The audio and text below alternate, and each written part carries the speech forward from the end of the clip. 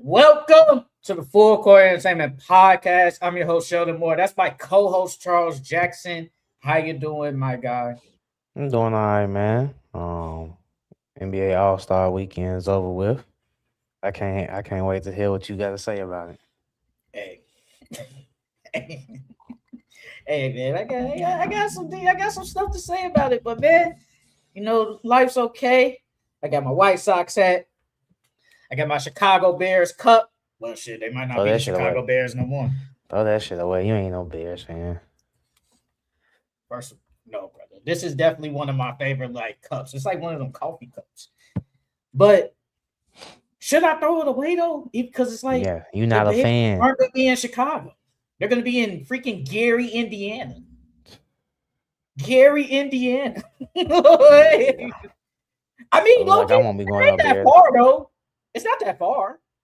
I think No, it's it's less not. than an hour, but it don't hit the same. And If then it, then it'll help bring money back to Gary. So I wonder if they gonna keep the name though. with the Chicago Bears, Yes, that's I my feel like thing. you got to. I feel like you had to. Y'all been here since the league started. So I would hope so. What they with the gonna do? Indiana Bears, The nah. Gary Bears? The Gary Nah, hell Bears. no, that's nasty. That's nasty work. The Gary Bears. I don't But think they should move at all. I don't think so either. Why do it? Why bro the city cheap? Because I don't think it's gonna be like in the city like how it was. And I think it was basically either gonna be the Arlington Heights one or Indiana. I'd rather you just go to Arlington Heights. At least I can say we there. At least I would be more say we there. Like I'd rather you do that than go to freaking basically a whole nother state. It just that ain't the same. But y'all gotta have like some doodoo blue jerseys, doodoo brown jerseys. Nah, that ain't it. But let's get it started. So no power rankings, no players of the weeks. We will do that next week. But let's start with the All Star game. We're gonna start in order. We're gonna start with the celebrity game. I don't know if you did watch the celebrity game, but what was your Yeah, I thoughts watched on it. the All Star celebrity game? Okay, look. So first off, why the fuck was Taco out there? First off, he too damn big, and on top of that, he still played. But bro, they was ripping him up. Somebody got a rebound over him. I'm like, bro, you as tall as Wimby. You should have at least 40 and 20 at half. I mean, but granted, they're not gonna let him do that because it's the celebrity game. But Keenan Allen played decent in my opinion. Um, Shams, his ass. I don't know. I feel like he ain't played bad, but he definitely didn't play good. I feel like he could hoop a little bit, just a little bit. We couldn't see really everything. I don't know why he kept trying to shoot from the 4 point line. Like, bro, you're not strong enough. Step in, because his shots was online. They just wasn't falling. I'm trying to remember who else played. Glorilla. Jeremy Lin played decent. Jeremy Lin, why is Um, he in there? He played in the yeah. NBA. I don't like when all these NBA guys come over there and play in a celebrity game, bro. Like football and all them, okay, cool. I guess you got to put them in there for like the football players and stuff like that, because most football players hoop. So it's like they gonna whoever got the best football player gonna have the competitive edge. But it was decent though. I liked it. I enjoyed myself. I didn't really like all the little gimmicks though. Like adding extra points at the end of the quarter and stuff like that. Like I understand you trying to get the fans more involved and make it more exciting, but I ain't really like that aspect. But it was decent though. It was better than the dunk contest. Oh, we could get into that later. We gonna get into that. Um, Celebrity game. What happened to the celebrities though?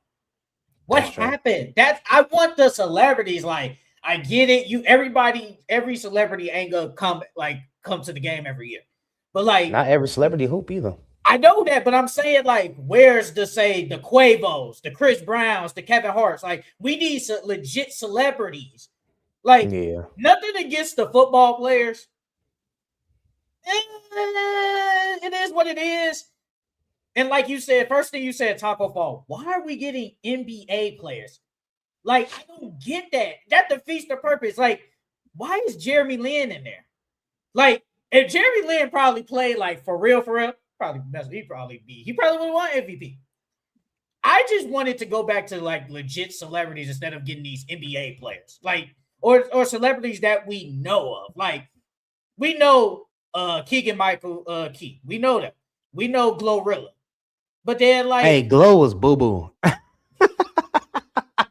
I know she don't hoop, but gee, that shit look terrible. I ain't gonna lie. Brandon Ingram, you did not do her no justice, boy. like they had Mash Ishbia there, the Suns on. Let's be honest, he's not a celebrity. He's just an I didn't owner. even know. Yeah, I was just say I didn't even know who he was until they said it. Like we gotta come back and get the celebrities for the celebrity game. That's my only thing. Besides that, it's entertaining. That's what it's supposed to be. But I just want you guys to bring back the like legit celebrities that we know. Like, and I get What it. celebrities we want to see? And bring back Chris Brown, bring back Quavo, bring in J. Cole, Drake. Drake. Uh, But J. Cole, I agree with that. What's up Drake like and hoop. I'm just thinking of celebrities that can hoop. Adam Silver, not Silver, Sandler. Sandler? Yeah, Yeah, bring Adam Sandler. those guys. I'm trying. I don't know. It's some more hoopers out there. I just can't think of all of them off the top of my head right now. Like Shams. Is Shams considered a celebrity? Yeah, no. I want to say yeah because a lot of people know his name, but no because he's really just a reporter. Um, but if you're a reporter and a lot of people know your name, then you do have some type of celebrity say. So yeah, I guess he ain't like no A-lister. He probably like a C-lister. So yeah, that's my only thing. Like we gotta get the celebrities. Let's go to the Rising Stars. What's your take on NBA Rising Stars games? I like the Rising Stars game. I thought that was pretty competitive from the jump. VJ was killing. Um, I wanted to see Ace Bailey go crazy. Dylan Harper hitting that game win over his brother. I like that. That was dope to see. Um, but yeah, from the look of it, it looked like the league low key, in good hands. I think the draft class coming up is gonna be better than this last one, and they're gonna be better than some of the players that was in the Rising Stars game. But I thought it was decent. I thought it was competitive. I thought those guys was getting after it. And the league in good hands, to be honest. Somebody said next year since next year's draft class gonna be like really really good, they should go back to sophomores versus rookies. At Yes, least they they should should. do that because Yeah, that would be. I think if they do that for next year, I think it would be like amazing. Like it would be. yeah. It would actually. I honestly say I know it's a year from now. I think it would actually be competitive. Like if The everybody was rookies gonna healthy. win. I think the Ooh, rookies gonna win. Like, yeah, mm, y'all got Coop and Con Knipple, but other than that, who else y'all really got? we got second year Dylan Harper. We Yeah, got I second forgot year about Dylan. VJ. We got VJ. Conka Nipple. I don't think that's gonna be enough. So I mean, Rising Stars was good. Like it's good to see the young talent. It's good to see the young talent. They always show up. But I Mhm. think it was. I think it was definitely. I think it was. I think the Rising Stars is always like decent. I wouldn't say always great, but I think it's always good. Like I Hey, would. was I you think surprised Vince team won? yes, I was too, because I think we had what Mellow team winning, right? yes. Because who team was that? I think I was like T Mac team Ash. I said his team was not good, so I was like And I he didn't see. made it. He made it though. I did. But I mean, Vince team.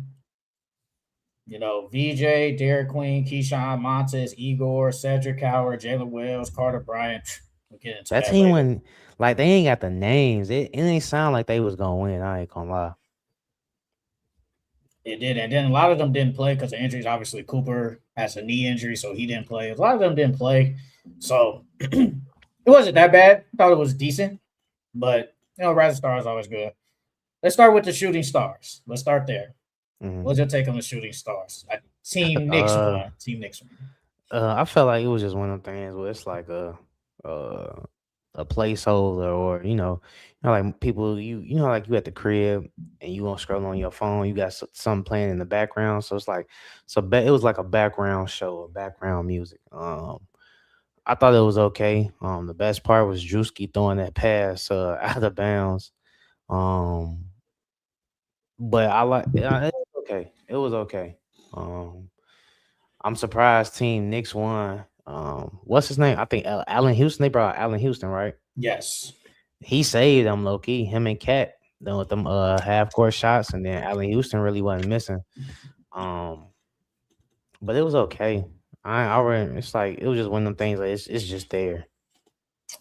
Who was that?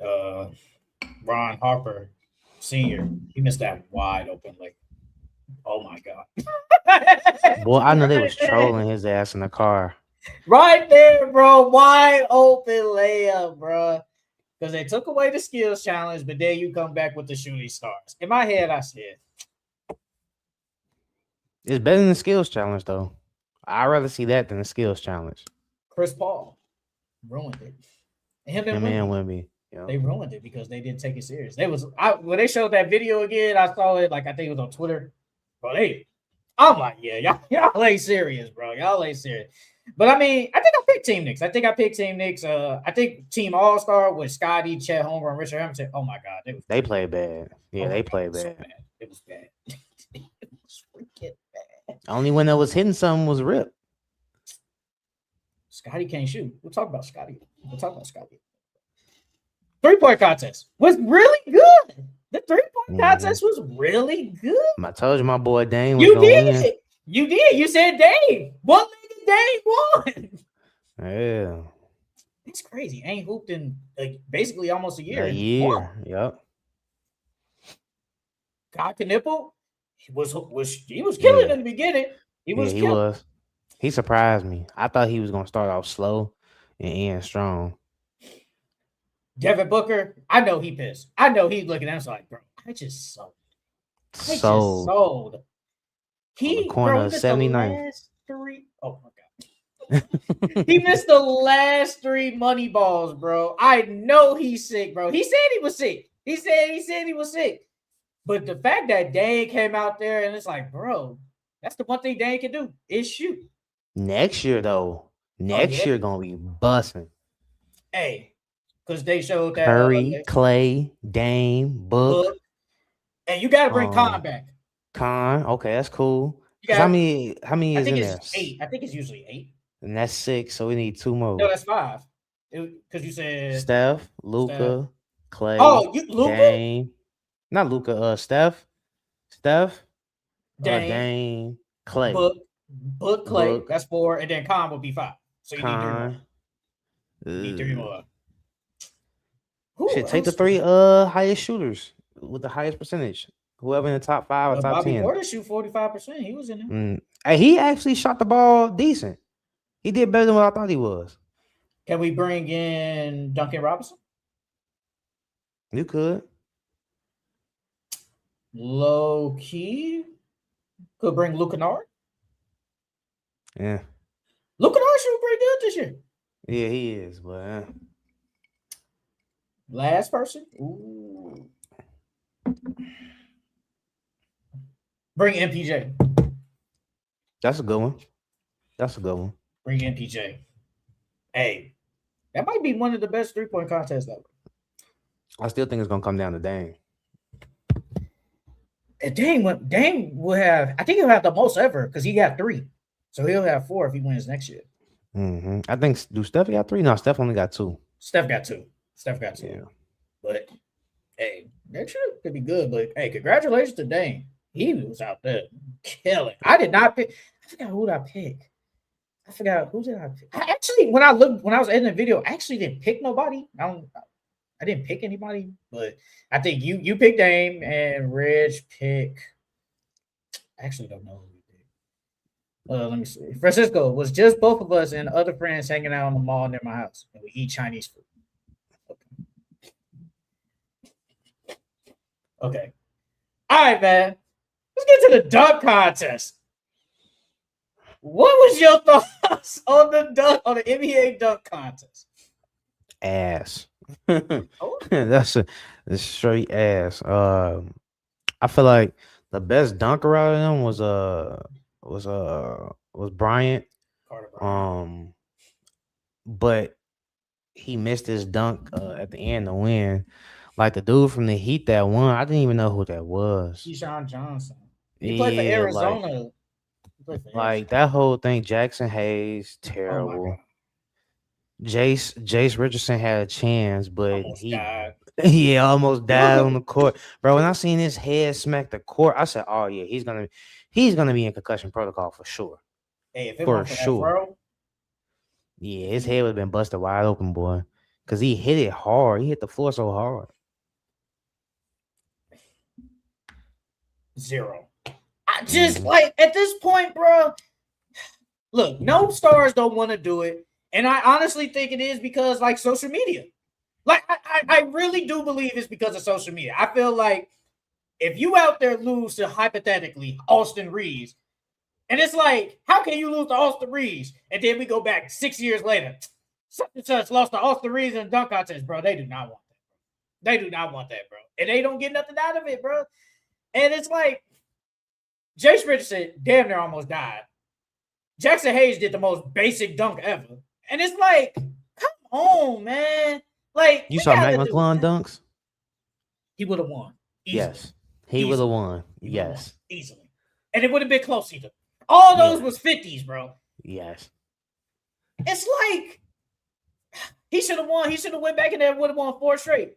But They, then he said something the about NBA said they ain't want him. Yeah, the NBA yeah. ain't want him.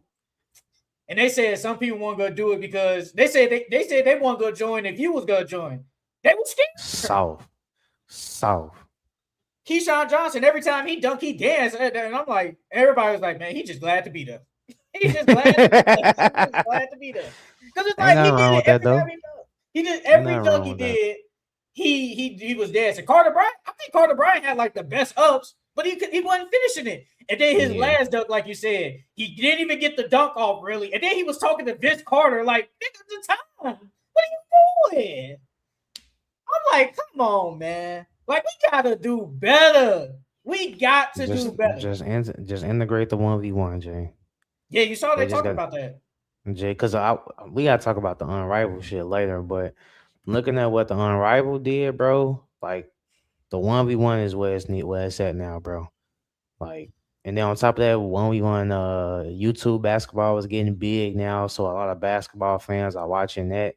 So, like, if you want to change anything, that's honestly the thing to change. That'll be in the right step. I feel like it'll get people more excited for All Star Weekend, and we hear all the stars saying that they want to do it. So, you won't have no problem getting stars out there. So, you just gotta make the prize pool big enough. But they need to put the 1v1 in there, bro. It's about that time. They said 1v1 or 2-on-2. No, 2-on-2. Just 1v1. Just 1v1. Look, with the dunkers and stuff, it's only two things. Either give them some money, or I'm going to stick with this. I agree with what Stephen A. Smith said a couple of years ago. The NBA should go around the country and hypothetically and do let's say you go to Chicago, the NBA, they'll be like, hey, we got like a contest for dunkers, and and you hoop. I don't know if you see a lot of dunkers when you go hoop or whatever, but there's some guys out here that really be dunking.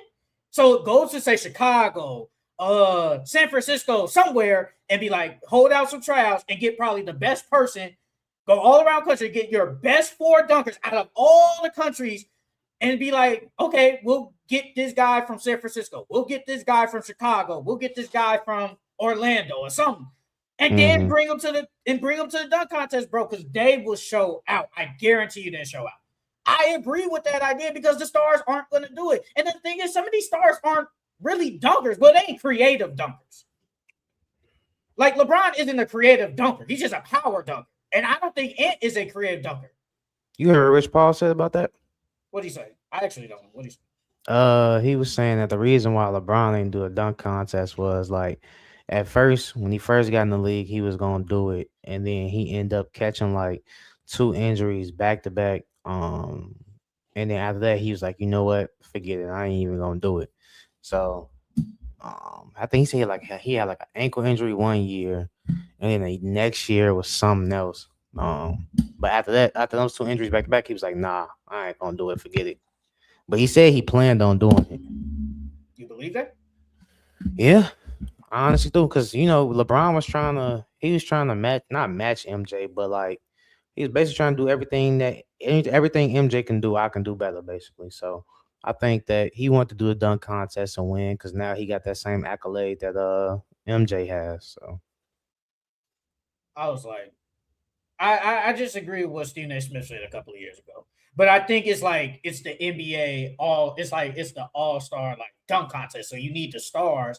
And I feel like to a degree, they probably think the fans are like, who is this? Shit, we don't even some of these people don't even know who you be bringing in. These guys that play in the NBA.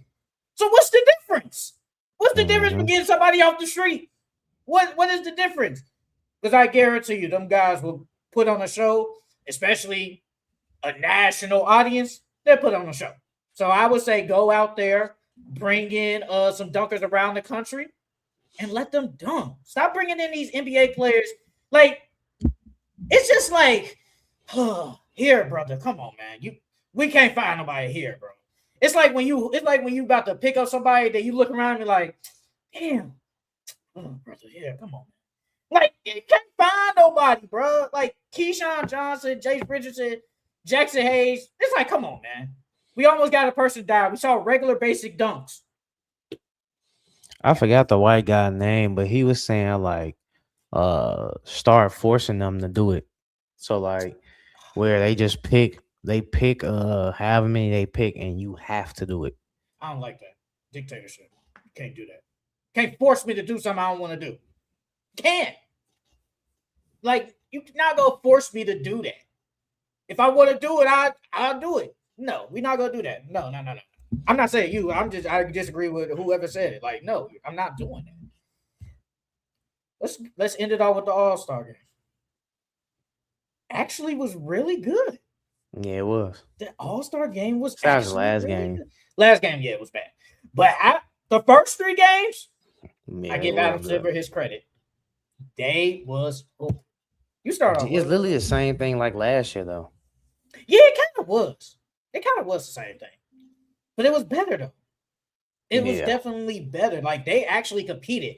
Like, we saw Ant compete. We saw Wemby. Wemby said it from jump. Hey, I'm going to go out there and compete. Now, if y'all come out there and compete with me, hey, we on one. But he was out there competing, blocking shots. They were fouling, too. We saw Scotty Barnes game winner in overtime in game one. He mouthed Wemby ass. Hey, you saw that? That video of Scotty Barnes is hilarious. They was like, they came up to him after he hit the shot, and then he didn't realize, like, he hit the game winner. He was just like, I'm like, bro. They was like, man, he ain't beating allegations, but I ain't going to that. But first game was good. Second game, the youngest versus the OGs. Hey. De'Aaron Fox game winner. There was a lot of people I saw that was like, man, get De'Aaron Fox off the court.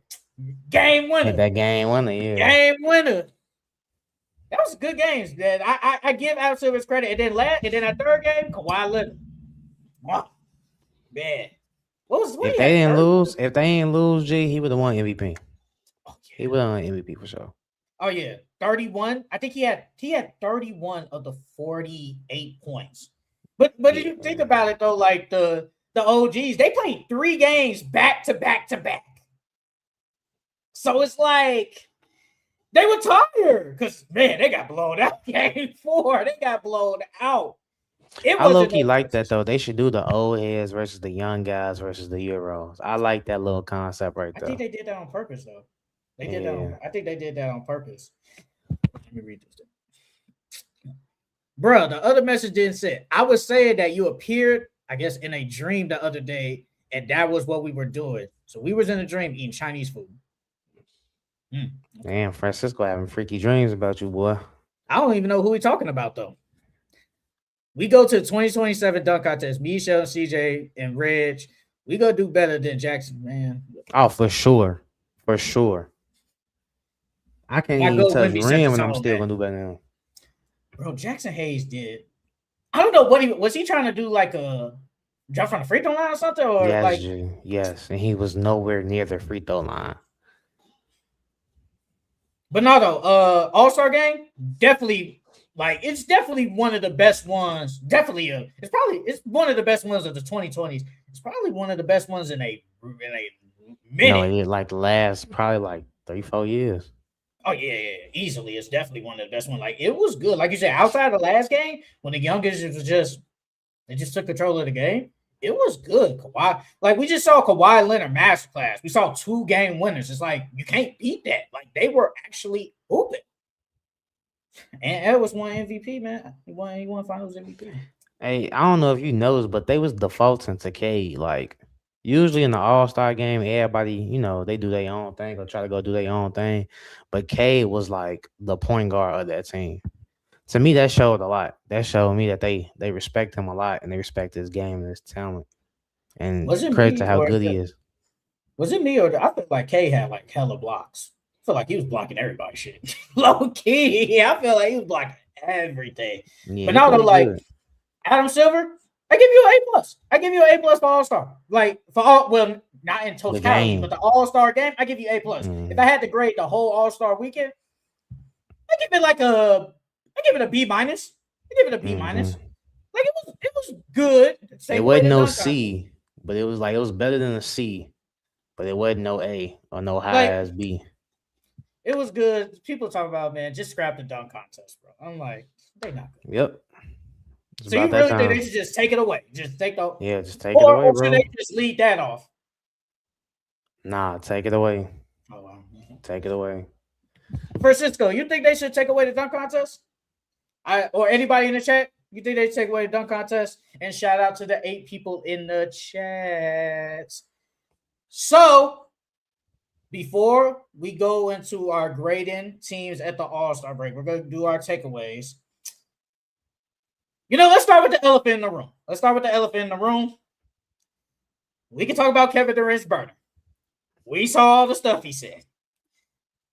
He I don't said the think it's R him. word. He said the R word. Not gonna say that on here. He said Westbrook was basically a triple-double cocaine bear. He said a lot.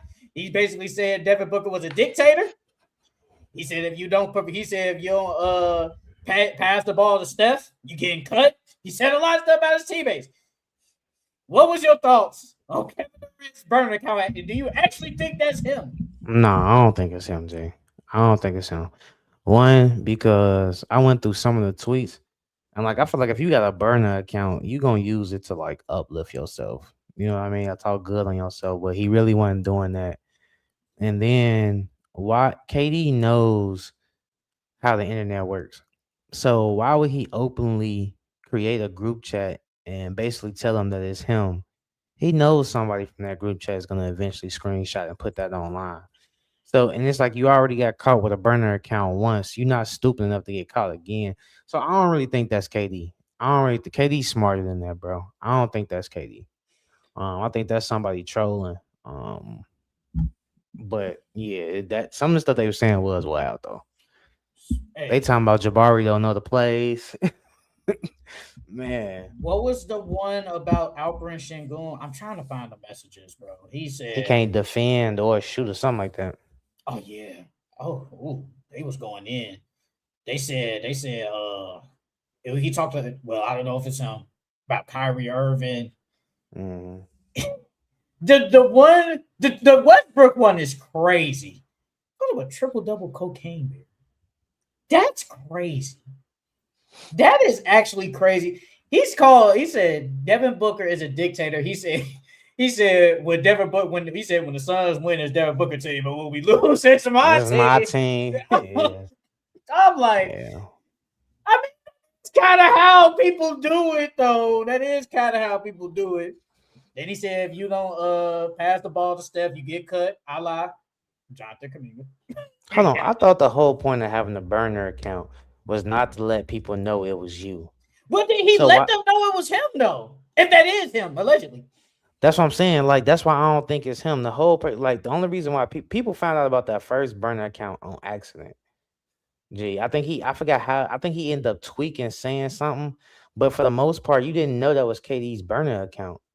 So it's like, why now would KD just say, "Oh yeah, oh, my team," or playing with Russ, or like, why is he incriminating himself like that? That don't make no sense. I don't think that's KD, bro. People talking about it's not that big of a deal, and that people talk shit about their teammates all the time. Yeah, but it can't get out in the public like this where everybody can see. It's different if your teammates find out behind closed doors versus they finding out through social media. Brother, he called Jabari Smith the R word. I don't know if it's him. They called him the R word. They said he don't know the plays. And then what they said, they showed that clip of Mr. Incredible. Remember when the dude had the poster and he was mad and then he ripped it down? And that's Jabari Yeah, Smith because he looked up to Kevin Durant, so he pissed because he was talking about him. I don't know it's him. People actually say that is him. That it's a group chat that actually is him. They said that. Then they said if you go look at the time, like the day he made the account, because you can go see that when they made the account and stuff like that. The avatar, the with the OVO, like they say that's him. They do say that's him. I don't believe it. Oh, I don't think he that dumb, Jay. but he's done it before though. So That's why you learn from your mistakes, Jay. He not gonna do the same dumb thing twice. And now the first time you really incriminating yourself. Now the second time around, I don't, I can't see it, Jay. KD's a KD's a businessman, Jay. This could be bad for business. how can it be bad for business though? I actually Cause one, uh, you talking about your teammates, so who gonna want to play with you? I mean, yeah, you're Kevin Durant, so a team is gonna sign you, but that can eventually mess with your money because now you're a cancer in the locker room. Teams ain't gonna want you. You know, I'm not gonna pay for a price for somebody that people don't want here. So I mean that, and then on top of that, now that we see that you talk shit behind your teammates' backs, what you gonna do to your business partners when you talking about business with other people? So and, all those rich people, they sensitive, so they catch you talking behind their back. Now you can't get deals done that you once was trying to get done. what I got to do is say hypothetically, if he was negotiating with say, obviously he's with Nike, but I'm just using an example. Like if he was negotiating with Nike, what does you talking about your teammates have to do with us potentially signing a shoe deal? Because, well, not even just a shoot. I'm talking about business in general. Like you got a big mouth, you can't keep your mouth closed. So if you talking shit about your teammates behind your back, which is one of these are guys you spend with every single day. Just imagine what you gonna do with a business partner. Like, I ain't gonna lie, I don't think some of them don't care. I don't think none of them care, bro. Like who? you, The players? yeah, I think players like if Kevin Durant was hypothetically going to be a free agent, I don't think it would stop a team from signing Kevin Durant. Yeah, the team itself, but that don't mean the players gonna want to play with him. You see the Rockets, they barely pass that man the ball. And he the best player on that team. They do barely pass on the ball. So what you think gonna happen if he go to another team that don't want him? It's gonna be damn What near they the gonna same do? treatment. It's Okay, gonna be okay. damn near the Let's same treatment. let's hypothetically say he was talking. Let's just say he was talking about the Rockets before he was going to Houston. What they gonna do? What they gonna say? Nah, I don't want to be here. Trade me? Come on now, not you. I'm just saying, like, no, they're not gonna like ask for trades or anything. So I'm thinking, like, I don't think it does nothing. Now, if it is true, it looks like a little problem. Like you talking behind your teammates. It is kind of crazy if this all is true. And it's like, damn, what teammate did you like? He said something about Kyrie Irving talking about because it kind of had to do with Luca. I'm trying to find the tweets, but he was talking about Kyrie Irving. I'm like, damn, dude, like, what teammate did you actually like? I don't know if it's him. People say it's him. So, but if it is him, it's kind of crazy, brother. You gotta do a little bit better. What else you got? Did you see hear about Chris Paul when he was I think what's bro name Talil one of the Tylil, streamers. Tylil, Tylil. Yeah, Talil, one of the streamers came and visited him and stuff like that. Basically congratulating him on his retirement and shit. And Chris Paul said that the Spurs was the best organization that he's played for. Um, and then he revealed the gift that they gave him when he was first there, which was pretty dope. I think it was like pictures of like him and all the teams that he was on. Um, and then who did he do that show with? Oh, he did the show with Mello, the podcast with Mello, and he was talking about how they sent him home. Did you hear what they said? Did you hear what he said? I saw clips. I didn't listen to the whole thing. Like I scrolled past. But what'd he say? He was basically like they told them we no longer need your services, and then they wanted him to stop giving players advice.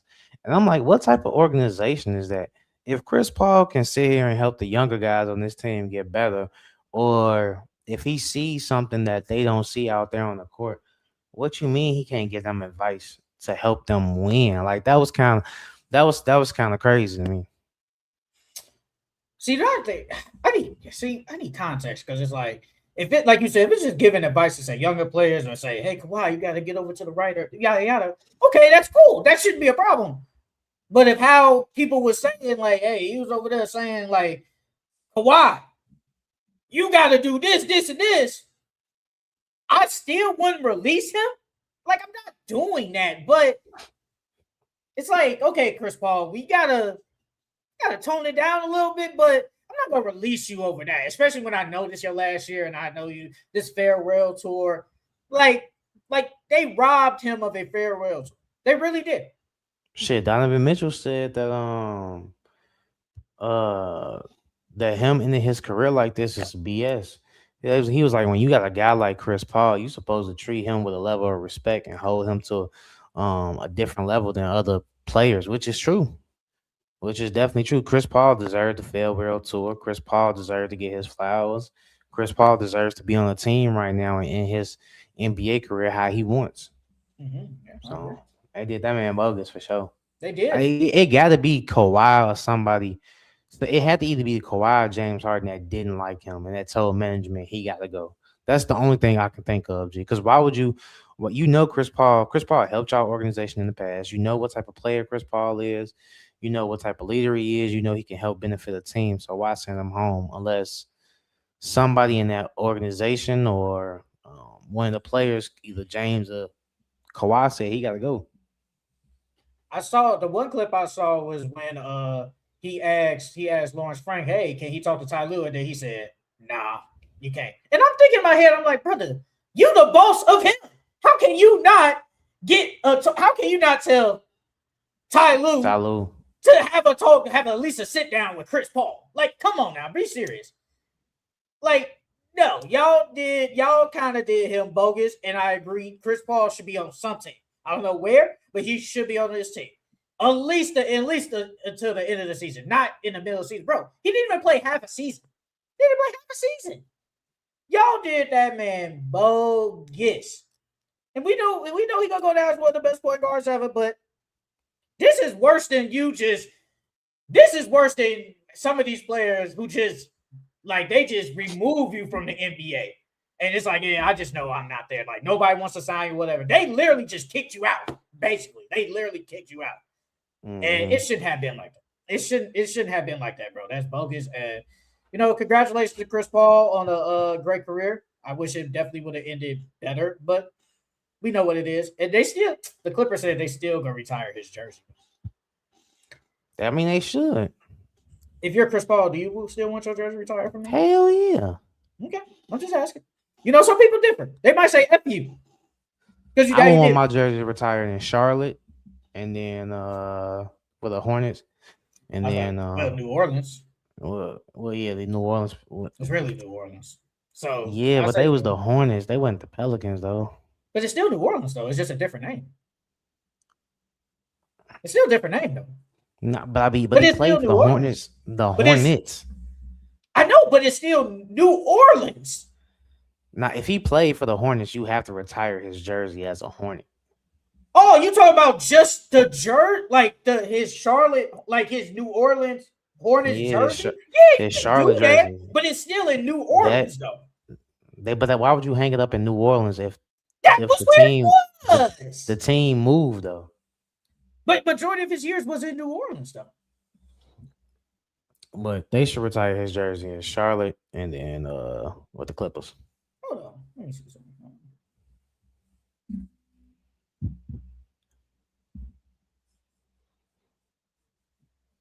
Brother, it was New Orleans. No, I know they were the New Orleans Hornets. So what are you talking about Charlotte then? Right. I'm saying it would have to be retired in Charlotte because now they're the Charlotte Hornets. Why would it be retired in Charlotte if he never played in Charlotte? He never played there. Am I tripping? Brother, they just changed the name. It's still New Orleans. That's why I'm like, I could be. That's what I'm saying. You're right. He never played in Charlotte. It was always New Orleans Hornets, but then eventually after like he left, they changed. Yeah, that's what I'm saying. Yeah. So it'll just still be New Orleans. Now you could get that New Orleans Hornets type jersey he had with the blue, with the light blue and white. You could get that, but it's still New Orleans, just a different name. And then the Bobcats went to the Hornets. That's what it was. Yeah, it was Charlotte Bobcats. Then obviously because I think when New Orleans had the Pelicans, when they went to the Pelicans, the Hornets name was kind of available. So you can, so like whatever new team or whatever could pick it up. So the Charlotte Hornets, so Charlotte was like, instead of Bobcats, let's just change the Hornets.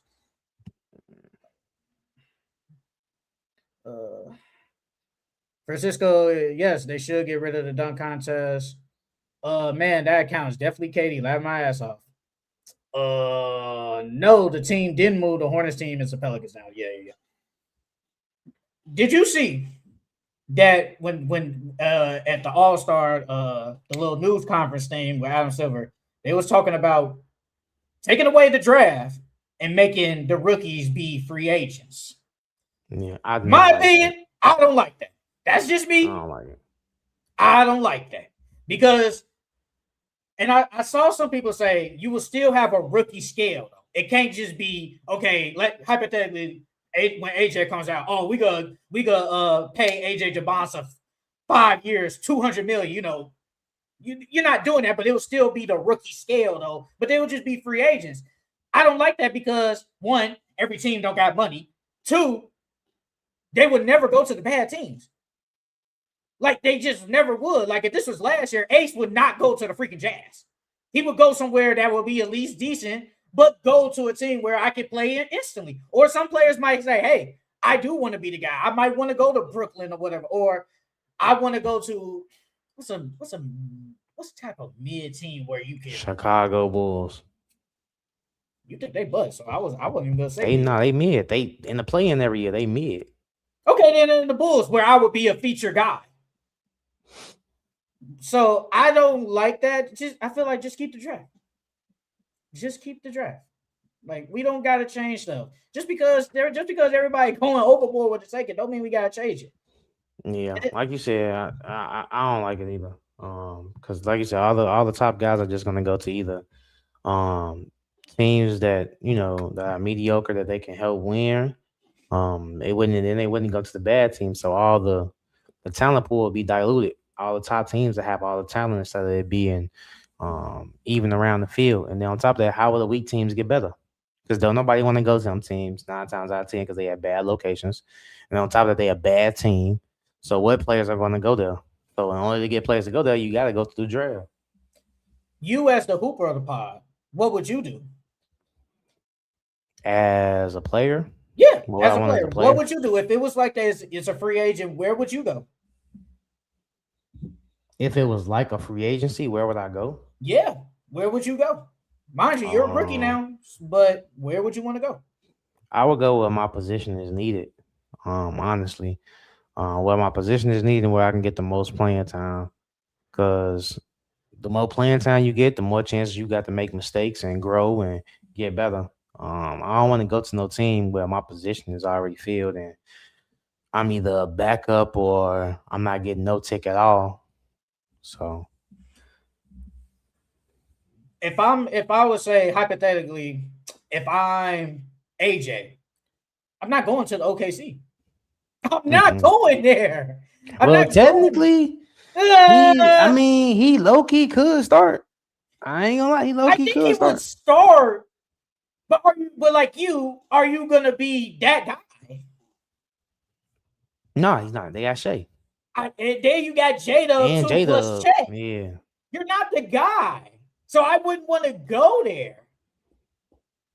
If I'm one of them, I want to go to a team that's at least decent. But like you said, my position is available. So if I'm say Darryn Peterson, I'm not going to the Kings. They're butt. Not going to the Pelicans. They butt. he Jazz. can go They to the don't. Magic. Thing They is, won the the Magic Magic. got that bread though. That's the thing. They They won the got that Magic. bread. They Or got he that can go. bread. He can't go to the Heat. That boy like to see games. Pat Riley ain't with that. I definitely want to get into that after this, but it's like I'd rather you do the draft.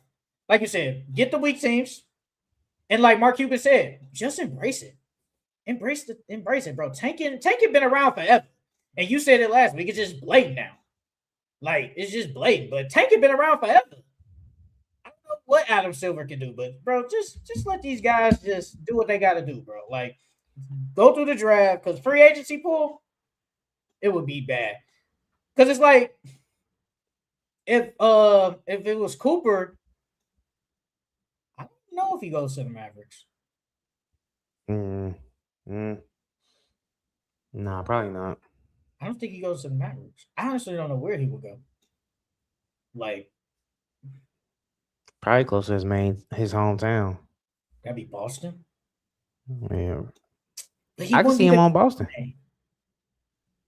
He wouldn't even be the guy. What does he do for, like, I'm just asking, like, what does he do for Boston? Like, you got Tatum. Obviously, Tatum's hurt, so I guess you got to factor that in. He gonna be But that glue guy. He gonna be the one getting all the hustle points, the 50-50s, playing him and Jalen Brown gonna be playing defense on the best players. do I really want to go to Boston? And then the next year when Tatum come back, then it's me, Tatum, Jalen Brown. I mean, that'd be a good big three, but it's like, I don't know. It depends on how you are. Do you really want to be the guy? Me personally, though, if I was like, okay, if I was Cooper, I'd low-key go to the Pacers. You and your damn Pacers. I'd go to the Pacers, though. Like, I feel like they'd be better than they are now, but it's like, once Tyrese come back, you pair Tyrese, Pascal Cooper, they be decent. Hey, did you see Ant talking about the face of the league? You don't want to be that, bro. But then it's crazy because after that, when he won the MVP, they did the interview, and they was like, "If we got it like this, then how can you not put my name in it?" Basically, as like face of the league. I don't know why he don't want to accept it, bro. Bro, just accept it. I understand it comes with a lot.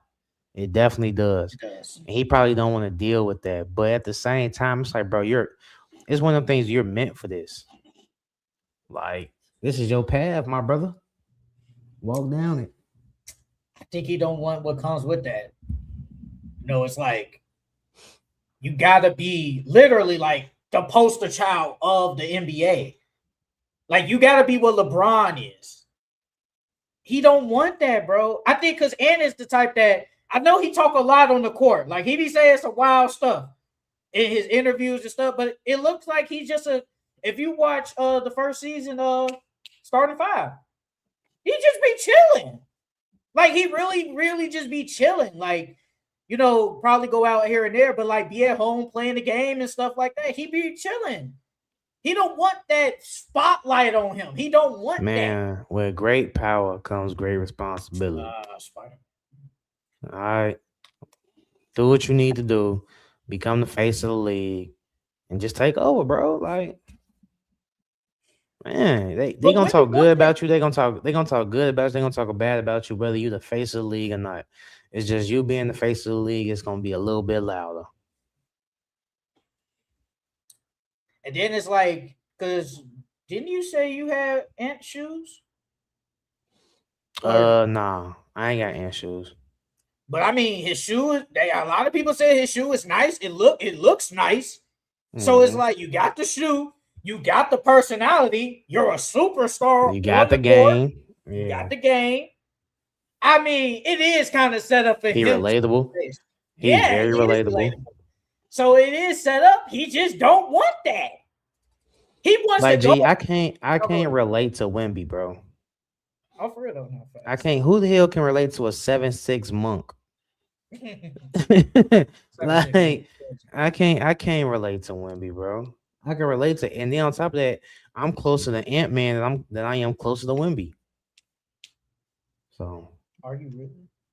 yeah, shit. Ant is like 6 foot something. Wemby is 7'6".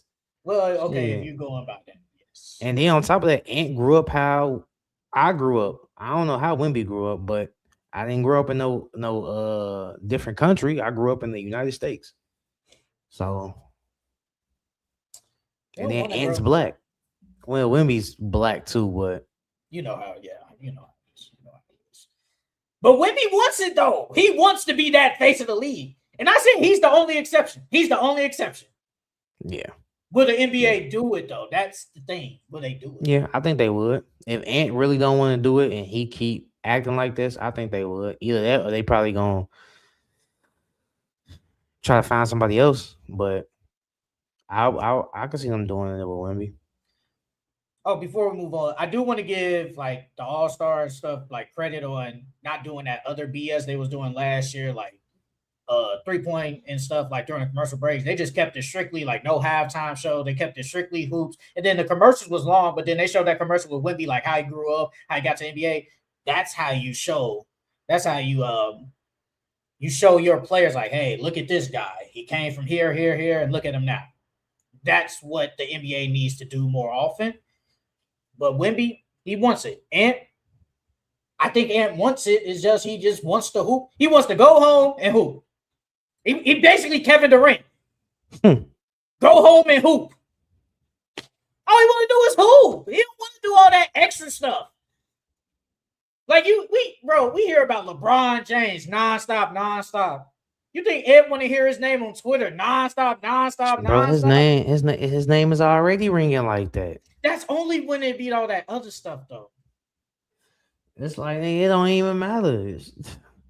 I feel like he don't really understand his superstardom right now. Like, bro, you're bigger than what you actually think you are. Like, dog, get with the program. Hey, did you see that all the players voted Jokic as the best player in the league? I do have that, yeah. I thought it was, and then I saw Donovan Mitchell was number 4. Are you surprised? What, Jokic won? No, they all voted him the best player in the league. No, because he is the best player in the league. He is. And I think there is, I'm not going to say clearly. I'm not going to go that far. Because I think you could go Giannis. And I think because looking at this as it says, the athletic poll NBA players on who is the best player in the league. Now, if they're going by this year, I mean, I guess, because right now they have 4 at Donovan Mitchell. He is not, is Donovan Mitchell the 4th best in the league right now? I don't even know. No, I don't think so. I mean, he is playing at a high level right now.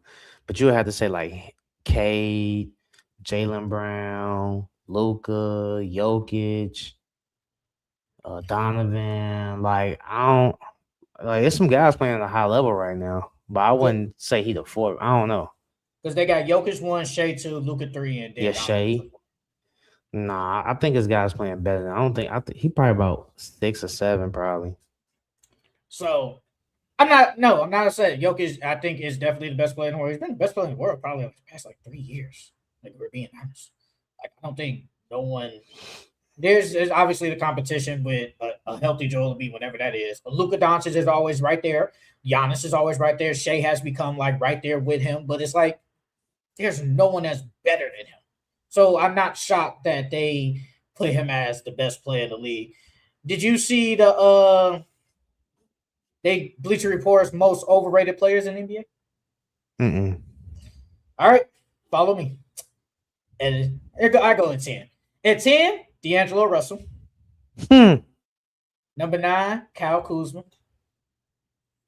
8, Jaren Jackson Jr. 7, Tyler Hero. 6, DeAndre Ayton. 5, Zion Williamson. 4, Kristaps Porzingis. 3, Zach LaVine. 2, Anthony Davis. And the number 1 is Draymond Green. I ain't fucking with like 2 through 5. I feel like the rest of them is low key right. You think Draymond Green should be number 1 overrated player? Nah. Not number 1. Well, he's not even. I won't even say he's overrated either. But saying Zach is overrated, that's crazy. Anthony Davis, that's kind of crazy. The Jaren Jackson one, I agree with. I think Jaren Jackson is overrated. Zion, I don't think Zion's overrated. DeAndre Ayton. Yes, he's overrated now. It says about that time. Tyler Hero.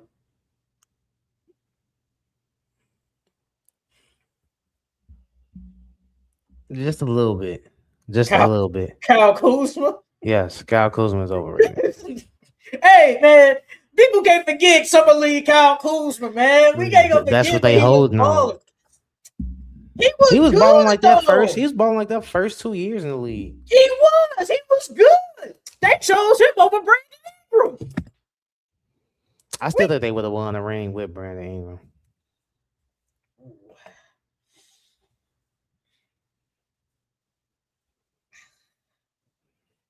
You know, at that time, though, what was that year like? What year was that for Brandon Ingram? What was that like? 3 or 4? Because that was 2019 when LeBron was there. That was 2019. Because he came in the league. He came in the draft with, I think it was Ben Simmons and Jaylen Brown. I know he was in the draft with Jaylen Brown. I just don't remember the year. So I'm guessing that's 2017. 2019, 2020. Yeah, that's the first year LeBron got there. Yeah, that was first year with the Pelicans. Okay, yeah. So his last year was 28. Yeah, that was his last year. What year was that though? Was that like 3 or 4? 3. Okay. So basically year 4 continuing with Brandon Ingram. I mean with LeBron James and potentially Anthony Davis. But think about it though. Year 4, he jumped to 23. Well, 24 a game. But think about it, if you're the Pelicans and you go in there, you talking to like Rob Pelinka, and you be like, look, we give you Kyle Kuzma. Do you really want Kyle Kuzma or do you want Brandon Ingram potentially, who at that time could potentially be like a superstar? Because he was the 3rd overall pick that year? Mm-hmm. So at that time, you want Brandon Ingram. I'll take it. I'll take Brandon Ingram or Kyle Kuzma. Before I forget, because then we'll get into Darryn Peterson. Because I wanted to say this last week, but I forgot. If Jokic misses the games, Giannis already missed the games. If Luka, I think Luka be good though. But if Luka misses the games, who do you have winning MVP between Cade Cunningham and Jaylen Brown? Because right now I think they're like top 5-ish. Oh, they're top 5. That's tough. That is tough. I feel like by default you damn near got to give it to Cade because he has the better team record. That's tough. But I feel like they're gonna give it to Cade because I think. Let me look at Cade numbers right now. FanDuel sponsor us. Cade is 3rd right now in MVP, and Jaylen Brown. I don't know how he drops to 6. He's number 6. Cade 25, 5 and 9. And what's Jaylen Brown averaging? Probably like 29. 29, 6 and 4. So yeah, I feel like they'll give it to Cade. His numbers are a little bit better. And then his team is number 1. So I feel like they'll give it to Cade. That's very tough because you gotta add Cade. Cade been hooping, got the Pistons as the number 1 seed, especially if they keep number 1 seed throughout. Jaylen Brown was the second option, becomes the bona fide number 1. You can argue been a superstar this year, got the Celtics as a top 3 seed in the Eastern Conference. And then if he ends with, say, number 2 in the East, and then he might average 30 this year. It's just like That's hard. Like I I feel like wouldn't you should know give to it to him pick. for that reason. Like no one thought the Celtics were going to be number 2 in the East. Nobody. Nobody probably even thought the Celtics was going to be a playing team. I So it's believe. like, because that roster is talentless for real, for real. I mean, they made some moves. All you had was Anthony Payton, Derek, and Jalen Brown. That wasn't it. So the fact that he got them to number 2 and he averaging 30, and shutting up a lot of people, that's an MVP to me. You're the most valuable player in the league right now, if you ask me. But I mean, like you said, I what don't Cade think nobody else averaging? could did that. What Cade averaging? What you say? 25, 25, 5 I and think, like, 9. Ooh, yeah. number 1 seed in the East. I mean, if I had to choose, ooh, I'm choosing Cade though. I'm gonna choose Cade. 2 teams nobody thought would be at least 1-2. I don't care what nobody tells me. Everybody thought, and obviously me, Knicks and Cavs number 1 and 2. Like you said, people probably thought the Celtics would be a play-in team, and people thought the Pistons would be like at least probably like number 4 at the highest, 5 or 6, somewhere there. I gotta go with Cade. If it was between them two, I'd go with Cade. I would pick Cade because like you said, no one thought the Pistons were gonna be great. No one thought the Pistons were gonna be a number 1 seed in the East. Cade doesn't really even have a bona fide number 2. He Mm-hmm. doesn't. He Mm-hmm. doesn't even like Jalen Durant. If you want to say he's been the second best player, but he's not bona fide. Like he don't even got a bona fide score. There's times Duncan Robinson is the second leading scorer on the team, and he got to deal with that. He got these guys number 1 in the Eastern Conference, but Jalen Brown, what he doing, got the Celtics at number 2 or 3, whatever it is, averaging 30 damn near. I can't take that away from him, but I pick Cade if it was between them two. Right now, though, they got your boy Luka at number 4 behind Cade. Yeah, that's because they've been losing games. And Shea is number 1 and Jokic is number 2. All right, let's get into your guy, Darryn Peterson. Yesterday, he had a great game. Great first half. Great first half. And then he logged himself. He had 23 points on 7 for 12 and hit 6 threes. Then he subbed himself out. He only played 18 minutes in the second half. And then Bill Self, the head coach for Kansas, said, "We've had this happen more than a couple of times. I thought he was good to go. We only got 18 minutes out of him. That's disappointing because he could have had a big night." So what's your thoughts on Darryn Peterson and basically low management in the season? At this point, I don't even think that it's like him wanting to save himself for the NBA. Like it's concerning at this point. This is giving me like Brandon Roy vibes. Like when Brandon Roy came into the league, his knee was already gone. So that's why he only played as long as he did. But I don't know. It's giving me it's like an injury that he's really nursing that really like his knee or something that's really hurting. Because ain't no way you averaging less than I don't even think he's averaging 20 minutes a game, dog. So let me fact check that first. How many minutes is he playing? I saw that he is like one of 4 players in like the whole in D1 averaging at least 20 points per game.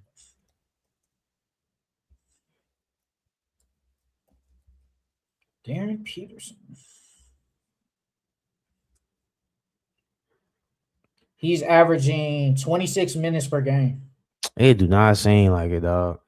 But only played 15 yeah, it's real minutes. concerning. It's given that he has an injury that he's low key trying to hide. So that's tough. It's tough and it's disappointing because bro be killing in that first and only in one half, bro be killing. Like he literally have at least 20 at half. You know what I'm saying? So just imagine what he would have been doing all season if he would have been playing these games. You know what? It's crazy to me because like he's not playing and he's either not playing or subbing out in the big games. He didn't play. He subbed him. He didn't really play that much against the game against BYU. Obviously, top picks. He didn't play that game against Arizona. They still won that game. And then Oklahoma State, not a bad team, but they're a decent team. But then he subbed himself out the game. I don't know. Like, I just feel like to this point, I don't know if it's his management telling him like, hey, don't play, don't just be careful with yourself. I just don't know, but like you subbing yourself out of games is just kind of crazy to me. Like, bro, you're only what 18? Why are you subbing yourself out of games? Unless he trying to save himself from March Madness. Cause like it's one of them things where like, okay, so you know how Kyrie only played. I think Kyrie only played like 11 games, but they knew he Yes, was the number one pick. So yes. it's like so far the talk this season is Darryn Peterson because obviously the number one pick. I mean between him and AJ, but most people are leaning towards him. Um, so it could be one of them things like you said, his management telling him like, hey, you already number one pick. We don't need no big injuries from you. We don't need, go out there and play, but like we don't need no big injuries, and then you could probably ramp it up during March Madness because that's when most of the eyes are gonna be on you anyways. But I don't know. It's definitely concerning though. Jay Will said earlier on Get Up, he said he has only played 12 of the 24 games. Well, ESPN did say 15. Checking himself out of second half of games. I don't feel like he really wants to be there. It could be that too.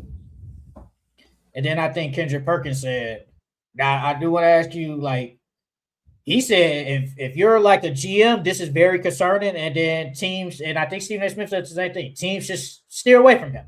Don't even want to drive because at this point you never know.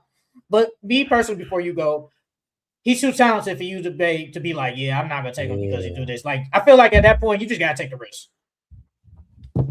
I feel like it's one of them things like Michael. Well, because now look at Michael Porter. Because I don't know if you've seen the interviews with him, but he was saying how all the team doctors would. He's supposed to do a workout, like the top 14s or something like that, and then his back hair flared up, and then all the team doctors did their own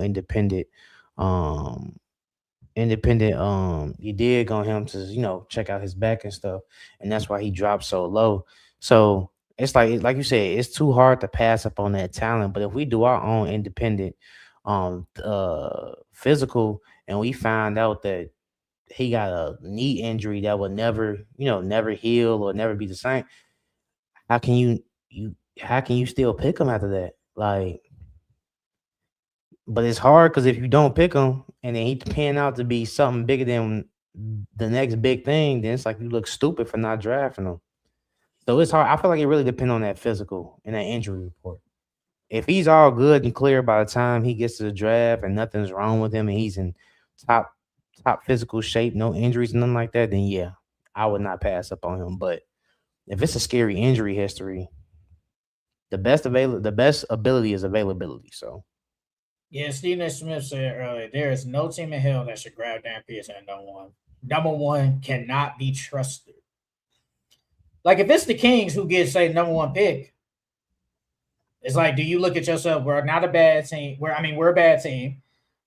We rarely even get good players out our drafts. Like we got okay players, but we never got nobody good.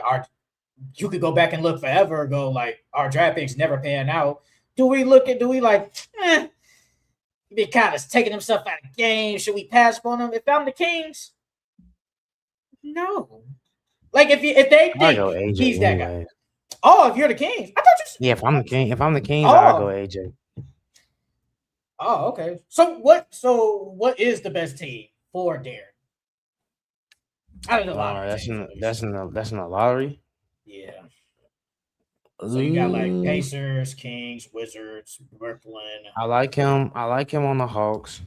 Oh yeah, Hawks. Forgot because they got I Pelicans. like him on the Hawks. The Kings are not bad. I feel like the Kings can either go Peterson or AJ. Um, What about? Well, they get first pick. or I like Peterson. I like Peterson on the Jazz. Oh yeah, Jazz too. Uh, I like him on the Jazz. I like AJ in Memphis if they can somewhat find a way to get to the top. That's about it, really. AJ in Memphis? Yeah, him and Ja. I might get rid of John. Shit, or just him. No, I ain't trying to go there. They might get rid of John, no cap. Yeah, so right now Even this, he'll still be good in Memphis. Him or Darren. I don't want him to go. I don't want. I ain't gonna lie, I don't want none of them guys to go to Memphis. Why? Memphis ain't sexy. Man, that shit don't matter. And it's like, what talent do Memphis Grizzlies have? Man, look, Toronto ain't sexy, but if Kawhi would have stayed there, he would have had the whole country behind his back. That's different. What sounds more sexier? Toronto, Canada, or Memphis, Tennessee? I mean, shit, I don't know what them niggas like. What, in Memphis? No, I'm saying like the players, Oh. bro might like Memphis. They probably do. I still don't want to go there though. I mean, if I get drafted there, it is what it is, but I ain't trying to go there. It's like if I was one of them, like at least the Wizards, you got some talent over there. Like you have talent. Hawks, you got talent. Pacers, you have talent. Jazz, you have talent. I'd rather see AJ or Darryn Peterson go to the Mavericks. AJ would be nice on the not AJ. Yeah, AJ would be nice on the Wizards. Peterson would be nice on the Mavs because they gonna get rid of Kyrie's not there next year. We gonna talk about him too. We gonna talk about him after this. But I like any one of them, like Memphis. Ugh. Maybe the Spurs somehow get number one again. If they, bro, no, if they get number one again, the NBA is rigged for sure. I mean, you said that last year when we hell yeah, because they were, bro. Cooper Flag was not supposed to go to Dallas, bro. You saw what they said about that? It was they talked about the draft and somebody said they talked to like some hold on, let me see if I can find it, bro. They talked about they thought the NBA draft was rigged last year. But this draft class, bro, like the whole first round may be good. Yeah, everybody has been saying that. And I've called this though from the get go. I've been saying this was gonna be a good before they even played one game in college. I knew this was gonna be a good draft class, bro. Like the top 14, not like the top 20 players, bro. Like them top 20, the whatever team is picking 1 through 20, they can get some good pieces for their team. Like I think Kendrick Perkins said it on Rich Jefferson podcast. Like, I don't think there's like a generational talent in this draft class, but it's a lot of good talent that could be like stars. Maybe AJ could be a superstar and Peterson could be a superstar, but there are a bunch of all-stars / stars in this draft for sure. Can Boozer potentially be a superstar? Or maybe like all-star? Yeah, I could see like his dad, like just an all-star multiple times in his career. Yeah, I could see him at least an all-star for sure. Pablo Torres said 2 NBA owners believe that the NBA draft lottery was clearly rigged to ensure the Dallas Mavericks secured a pick for Cooper Flag. I believe it. I believe it. Hey, the Spurs, bro, I ain't gonna lie though. If the Spurs somehow get number one, who are you gonna go? Who you gonna get? Easily. AJ easily. AJ easily AJ. I mean, but you already got Castle. Okay. You already got Fox. Well, AJ is 6'9". He is 6'8", 6'9". Brother. So Castle, Fox, you could put him at the whatchamacallit. You could put him at the 4. At the 4, yeah. At the 4 or the 3. I don't think he's ready to play the 4 yet. Okay, that's fine. Devin Vassell still. Dylan Harper off your bench. Victor Wembanyama. Gee, they would be so deep. I mean, they already deep, but like they could literally go 10 out. Because on your bench, you'll have Keldon, Vassell, Harper, Carter Bryant, and then whoever. Luke Kennard, yeah. So it's like, bro, they can literally go 10 deep. That's instantly. I ain't gonna lie. I honestly wouldn't be scared to say they clearly a title contender. Clearly a title contender. If somehow they get number one again. Like they're easily going AJ off rip. I don't know if you've been watching but this guy's like Kingston Flemings from Houston. He's really good.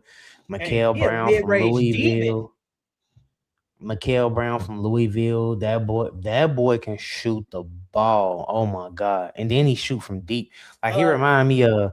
He looked like Trey Man to me, but he remind me of like a mini like how Trey Young was. the guys from Arkansas hooping. They just hooped Out yesterday. The Darius other Acuff. Yeah, he that boy just dropped. He didn't just drop 50 top 50, last night. yeah, yes. Yeah, bro, nice, bro, nice. And then the guy from U of I, my school, Keaton Wagler, he nice. He's I a think what 6'6" point guard. Like, I bro, think they got one of these it's a lot of good guards in this draft too. But the thing with the NBA, damn it, every team got a lead guard. in this mock draft. Well, this is just Tankathon, and then NBA Central did it. They have Keegan Wagler on the Mavericks at 7. Him and Coop, Yeah, him and Coop compare. They compare because bro like to pass. So him and Coop they can watch them call. They can of pair course. together. I'm gonna read the. Well, it's just a lot. So Darryn Peterson won to the Kings. AJ DeBonsa to the Wizards. Cameron Boozer to the Hawks at 3. I don't like that. I don't like that either. Where does he play? I feel like they gotta trade that pick. I ain't gonna lie. You think so? Unless If you they unless you if it's trade number 3, unless you trade Ricochet and grab Caleb Wilson. or so if you're the Hawks and it ends up okay. Let me start. If you're the Hawks and it goes number 1, do you trade the pick? No. But if it's lower than if it's not 1, you trade the pick. If it's you, Yes. okay, Yes. I Because got you. you already got spots that AJ play. Your guys in you already got guys in the spot that AJ play. So ain't no point in drafting AJ at 2 unless you just say forget it and then you trade one or two of those guys. But if you won, you going Peterson for sure because you need a point Oh guard of the yeah, future. You need a point guard of the future. but it, But but if you two do anything else, yeah, I say trade it. but like you keep saying, just one of them drafts. Do you take that risk of trading that pick, knowing potentially one of them could be that guy? That's the thing. Unless you trade down, you can always because there's a lot of guards in this draft. So unless you trade down to say like 5, 6, or 7, or between 5 and 10, because you could still get a good point guard there. Mhm. Um, because they got the guard from Alabama going 10, they got A Cup going 9, they got the guy from U of I going 7, Mikael Brown going 6, and then Kingston Fleming going 5. So Yeah, you can to the always net. trade down, get something, and then just draft one of them.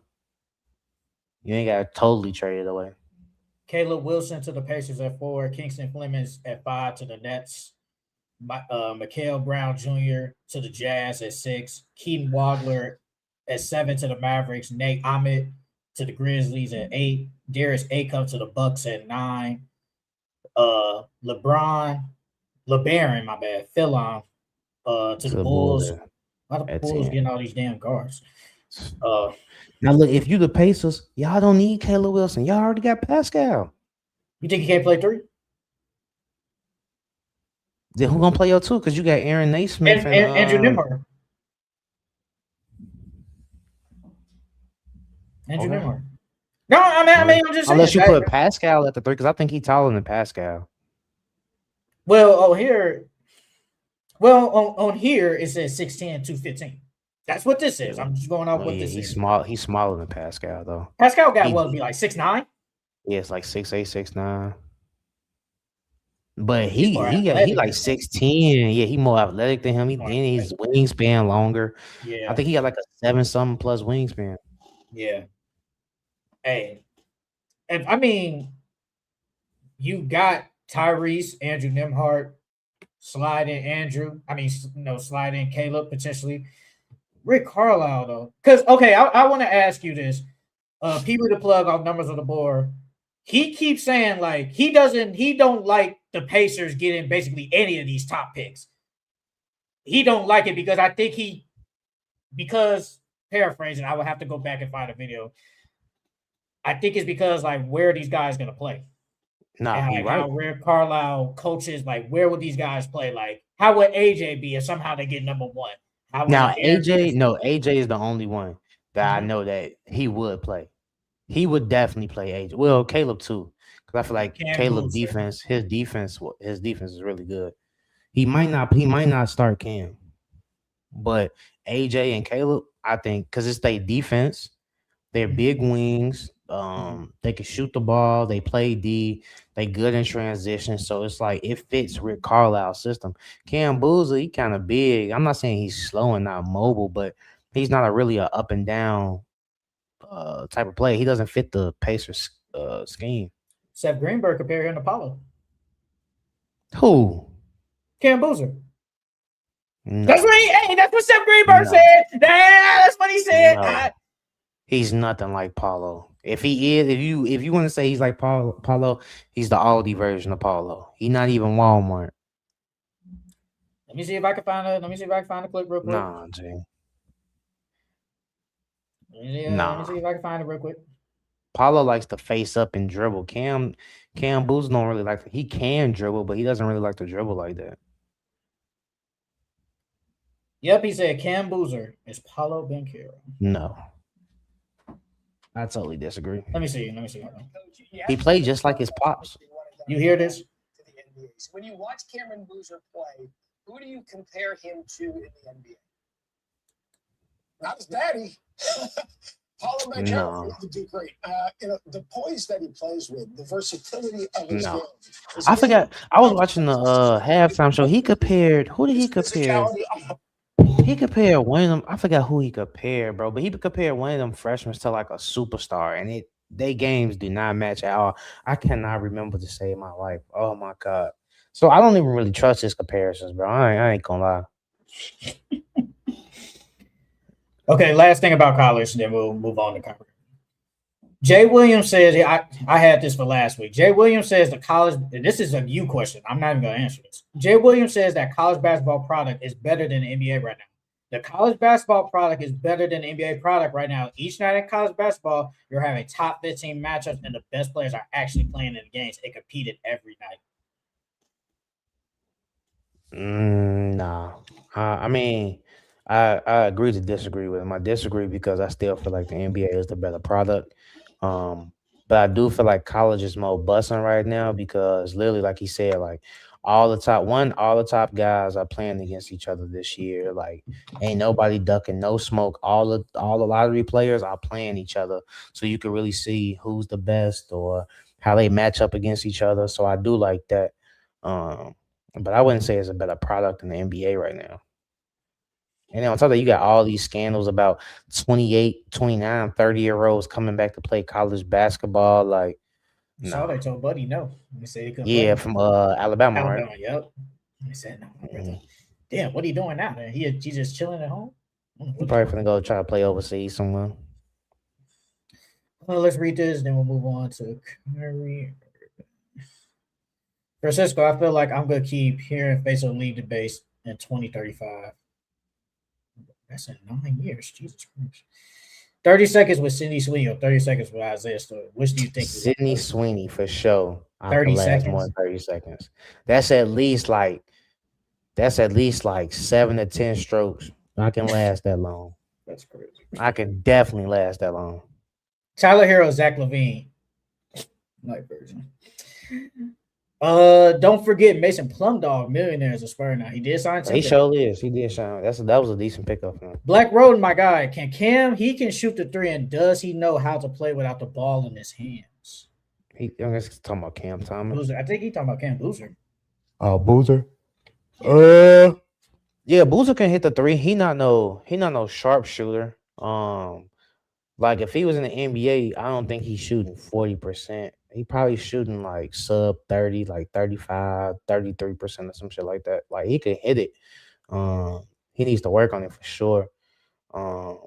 And honestly, I don't think he really does know how to play without the ball in his hands because his whole life the ball was in his hands. I mean, it's different than like it depends on what like catching and shooting. I don't really think he's that efficient in that.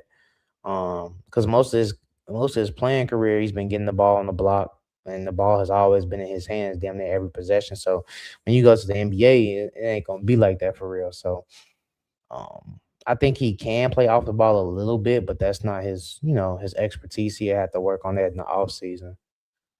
So what is the best fit for him then? What team in the lottery? Yeah, what team? The Nets, what about the because Kings? he can do whatever. Well, yeah, the Kings too. Well, I mean, it Well, all according depends to on what you, the Kings how you do. said it, he's always had the ball. Like he's more. It sounds like he's just a dominant player, low post type player. So I'm thinking like, okay, if you go to the Pacers, it just you said to No, that's yourself not like gonna he work. wouldn't even start probably. If you go to the Hawks, No, too many players that's just better than you right now. I'm thinking of the Kings. You instantly become the guy, like I feel like instantly. it depends on what they do with the rest of them players. Because they were supposed to trade Sabonis, they didn't They do it. They do were it. supposed to trade Zach, Zach, they they didn't didn't do do it. it. They Like still got the so, Rosen. I think he's gone though, but yeah. So it's like it all they depends on what they do. If they trade Sabonis and Zach, then yeah, the Kings would be a perfect fit for them. But I if know they not, still I got don't Keegan know. and DeAndre Hunter too. Wow, say so. I think they'll slide. I think they'll slide. Slide them up. So I think they'll slide Keegan to the 3, DeAndre at the two. Hunter to the 2, and then Okay. Cam at the 4. Okay. Okay. But yeah, the Kings, it makes sense if they trade Sabonis. What about Nets? Yeah, the Nets. Yeah, that's why I think it'd be the perfect fit for him because he could do Nets. whatever he want there. So Nets gotta damn near get top three easily. They gotta get a top three. I don't know. But But Cam ain't bad though. He ain't I don't think bad. he's bad. It's just I No, don't he ain't know. bad. I don't think he's bad either. I think he's really good. I think he he be low key dominant close this to year. his ceiling though. I think he's close. I don't see him getting no much better. Damn, he Only been way I good. see him getting better, he add a little bit to his ball handling and his 3 ball, but he's close to his ceiling in my opinion. Okay, last thing. What's your take on Elijah Arenas? He been hooping when he Oh, bro, last nice, couple of bro, games. He nice. been hooping. He's been inefficient right now, but bro, nice. Like all them, he's a little sloppy with his handle. So I need his handle to get a little bit tighter. But as far as like his self awareness on the court and his IQ to score the ball, I gotta see him play defense a little bit more. But he's not shooting the ball well because he's coming off an injury and Mm-hmm. he really ain't got his legs up under him yet. They just played U of I and got blown out. I think by like 40. But he good. He good. I think he should go lottery too. I honestly think if he come out this year, he has to play the rest of the year though. But if he comes out this year and they make the tournament or at least get out the first round of the tournament or something like that, I think he should leave. Like he nice. He got potential to be an all-star / star. Just like his daddy. No, for sure. He could hoop. He could hoop for real. For real. If he played this whole season, I damn near say he'd be in the top 5. No cap. Okay. I definitely think he'd be in the top 5. Yeah, he been hooping. Let's talk about Kyrie Irving. Kyrie Irving announced yesterday that he is not coming back for the rest of the season. Still recovering from his ACL injury. The Mavericks announced Wednesday that Irving is making steady progress in rehabilitation and will remain actively engaged with the team through the remainder of the season. Said this is about Kyrie Irving. Kyrie being 1,000% when he comes back and giving himself the best chance to chase a championship next season. His agent, Shatella Riley Irving, said that. So, I want to ask you, was it the right move for Kyrie Irving to not come back this year? And is Kyrie Irving a Dallas Mavericks next year? I think it was the right move not to come back this year. Now if AD was still there and you guys were like in the 10th spot or something like that, I guarantee you Kyrie would have came back. But there's no point in coming back because the team's but AD is gone. You guys are not title contenders anymore, so there's no reason to try to rush back or come back early when you're not even fighting for anything right now.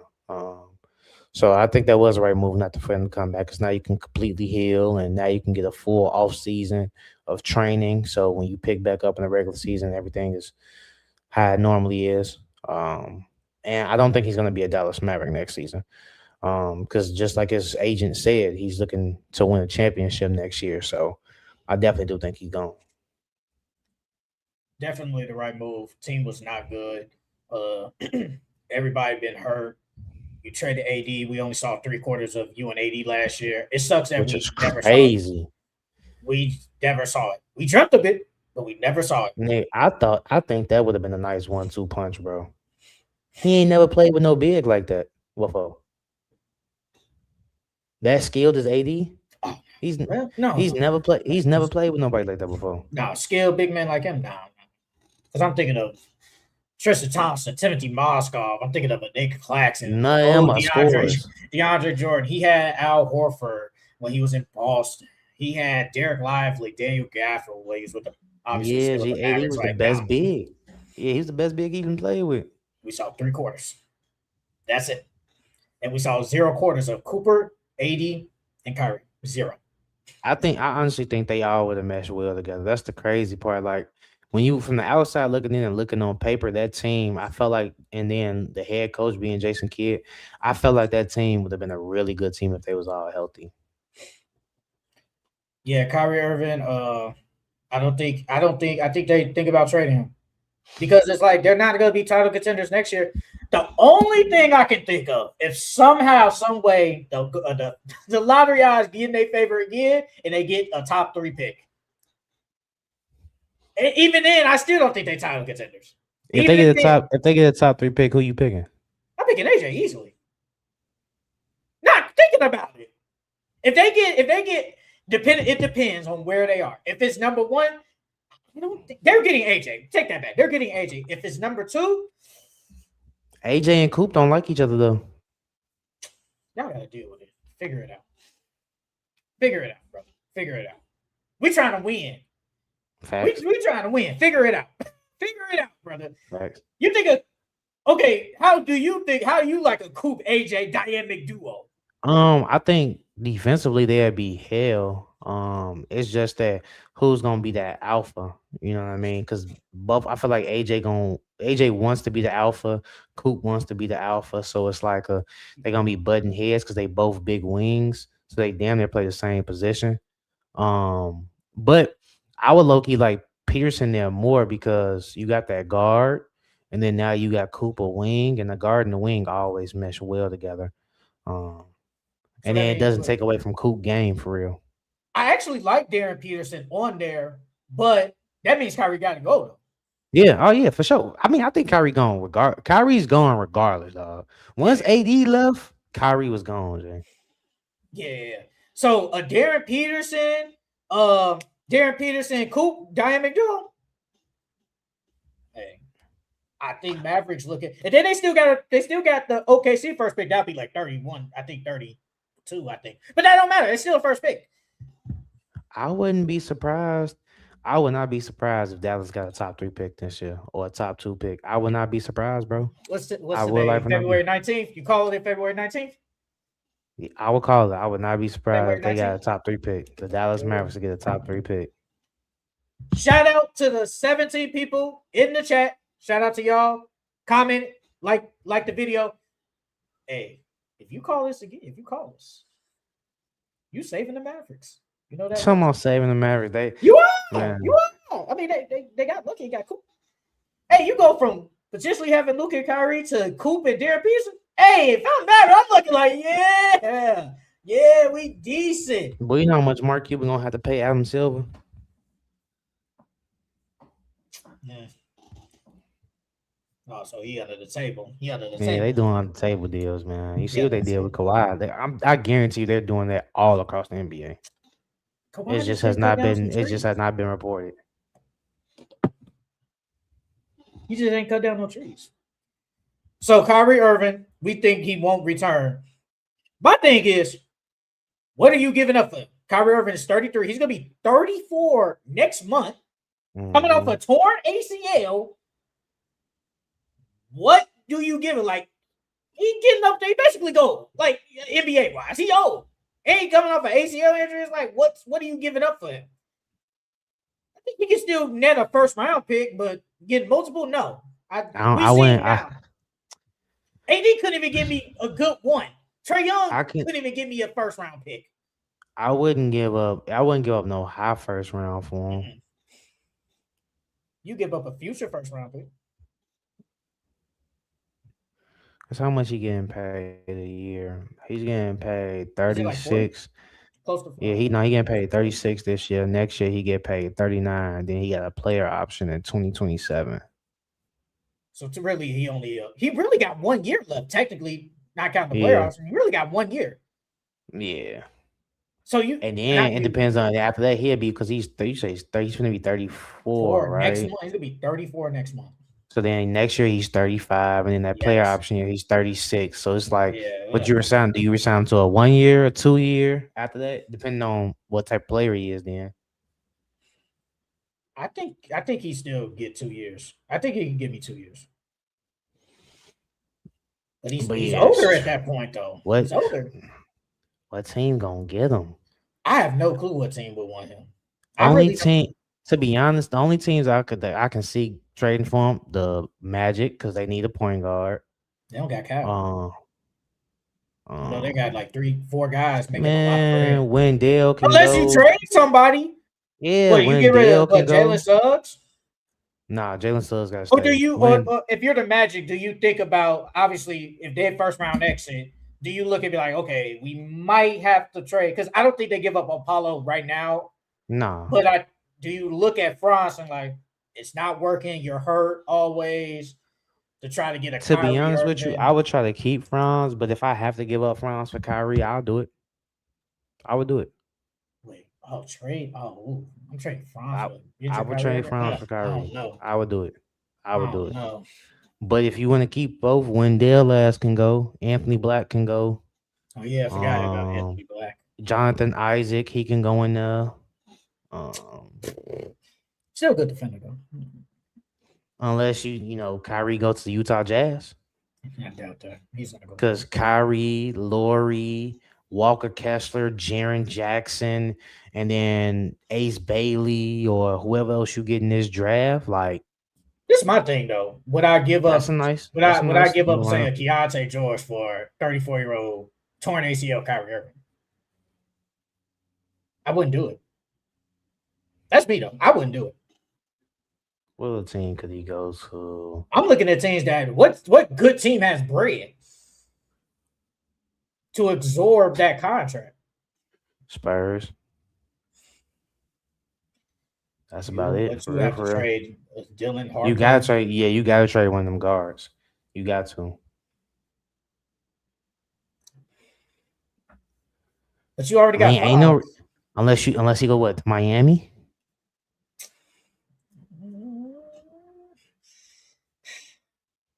Miami isn't that bad.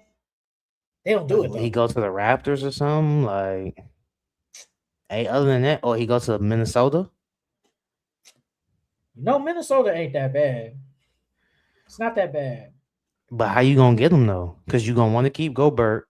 You of course you're keeping Ant, and we gotta keep Jaden McDaniels. So do you give up Randall?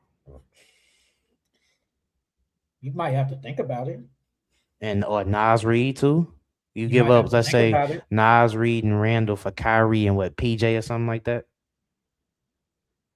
Kyrie, PJ. That ain't that bad. That ain't that bad. That doesn't sound that bad. Hypothetically, a Kyrie, Ant, Jaden, PJ, Gobert. That ain't gonna cap. If Kyrie is back to how he was, that ain't that bad. Because it's only a few teams he can go to. It's literally only a few teams he can go to. It's just hard because it's like we just saw Anthony Davis get traded for absolutely nothing. We saw Trae Young get traded for basically absolutely nothing. What is Kyrie? I think Kyrie value higher than theirs though. Unless all that off the court stuff, they ain't rocking with. I don't think he hasn't been a problem. Kyrie Irving hasn't been a problem. He finna go protest. Where is he finna go protest at? Oh my God, I just saw it the other day. I think he's either finna go protest in Minneapolis or he finna go protest in Washington. I can't in June. Oh, I didn't hear about that. I think so, yeah. He posted it on his I think his Instagram. I didn't hear about that. Yeah. I'm thinking like he hasn't been no distraction. He's been great for the Mavericks. Just you ain't been hearing what he been saying about the elites and stuff like that either? No. Oh yeah, dog. He been on his stream talking about the elites and how certain celebrities ain't real for real and they're just pawns or he been talking about a lot of stuff, bro. Oh, okay. He been on one. I wouldn't say he been on one, but he been talking about a lot of stuff. He been cryptic a lot though. So yeah, I think Kyrie Irving gets traded. I just don't know where. But in the summertime, we will see. last takeaway before we grade our teams going into the All-Star break. The LeBron James return to the Cavs. It's starting to get, the rumors are starting to get for real. According to Anthony Liam, he said, I talked to a few execs in the media world about how much LeBron could get the rights to his farewell tour and streaming in a streaming bidding war. Was told 40 to 75 million. So yes, he could play for the vet minimum next year on a title contender and still get compensation for his value add in the final year of a one-off marketing deals, and it is a no-brainer. Basically, the entire season will be brought to you by LeBron James and friends. Move over, Ronaldo. LeBron will be the highest earning athlete in the world next season, Cleveland, Ohio. Do it, dog. Oh, because a couple weeks ago we said that we don't think it's gonna happen, but you, James, Donovan, Jared Allen, Mobley. Oh my! And then you got Tyson coming off the bench, who's emerged. Who else they got? They got Sam Merrill. They got Schroeder. They got Keon. Bro, they have a whip over there. They still got Larry Nance, injury prone ass. Bro, go do it. Bron, do it. If you want a shot at a ring before you get up out there, do it. Are they clearly title contenders? Hell yeah. Hell yeah. Bro, they damn the favorite. They low-key would be. It'd be like low-key them. Well, it depends on how everything works out at that time. They definitely be a top three, like betting odds. They'll be top three. They'll be top three. Easy. Man, bro. And then LeBron, that's low-key. How can you not say he better than MJ after that? He got me personally, I said in order for LeBron to be better than MJ, he gotta win 2 more rings. But if this your last year, you go out with the team, your hometown team that drafted you, the team that you brought their first championship to, you leave out with a ring in your home place, dog. That's a nice ass retirement. That's a how can you not put him up? MJ didn't even do no shit like that. So if he does it, no, I'm not putting him over MJ. No. Okay. All right. I'm just asking. I'm just saying though, he got a good ass argument after that. I'm just asking. He'll have 5 rings. I'm just asking. He went. In my opinion, you gotta tie MJ. If he would have tied MJ, I would have gave him GOAT. No, I would have gave him GOAT. I don't think he got to tie MJ. I think he has to win at least one more. I mean, it goes to the Patrick Mahomes thing. I don't think Patrick Mahomes has to tie Tom Brady with 7. I think he has to win. I think for Patrick Mahomes, but I mean, I already think Patrick Mahomes is better than Tom Brady. I think Aaron Rodgers is better than Tom Brady. He's just not more accomplished. For a lot of people to say Patrick Mahomes is better than, like, really just better than Tom Brady, Patrick Mahomes probably got to win like 2 more rings.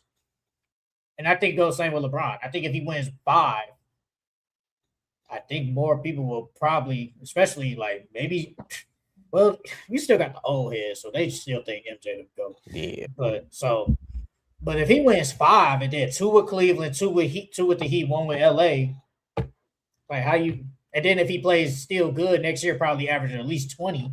He's gonna average over 20 next year. So it's like, how come he can't be better than MJ?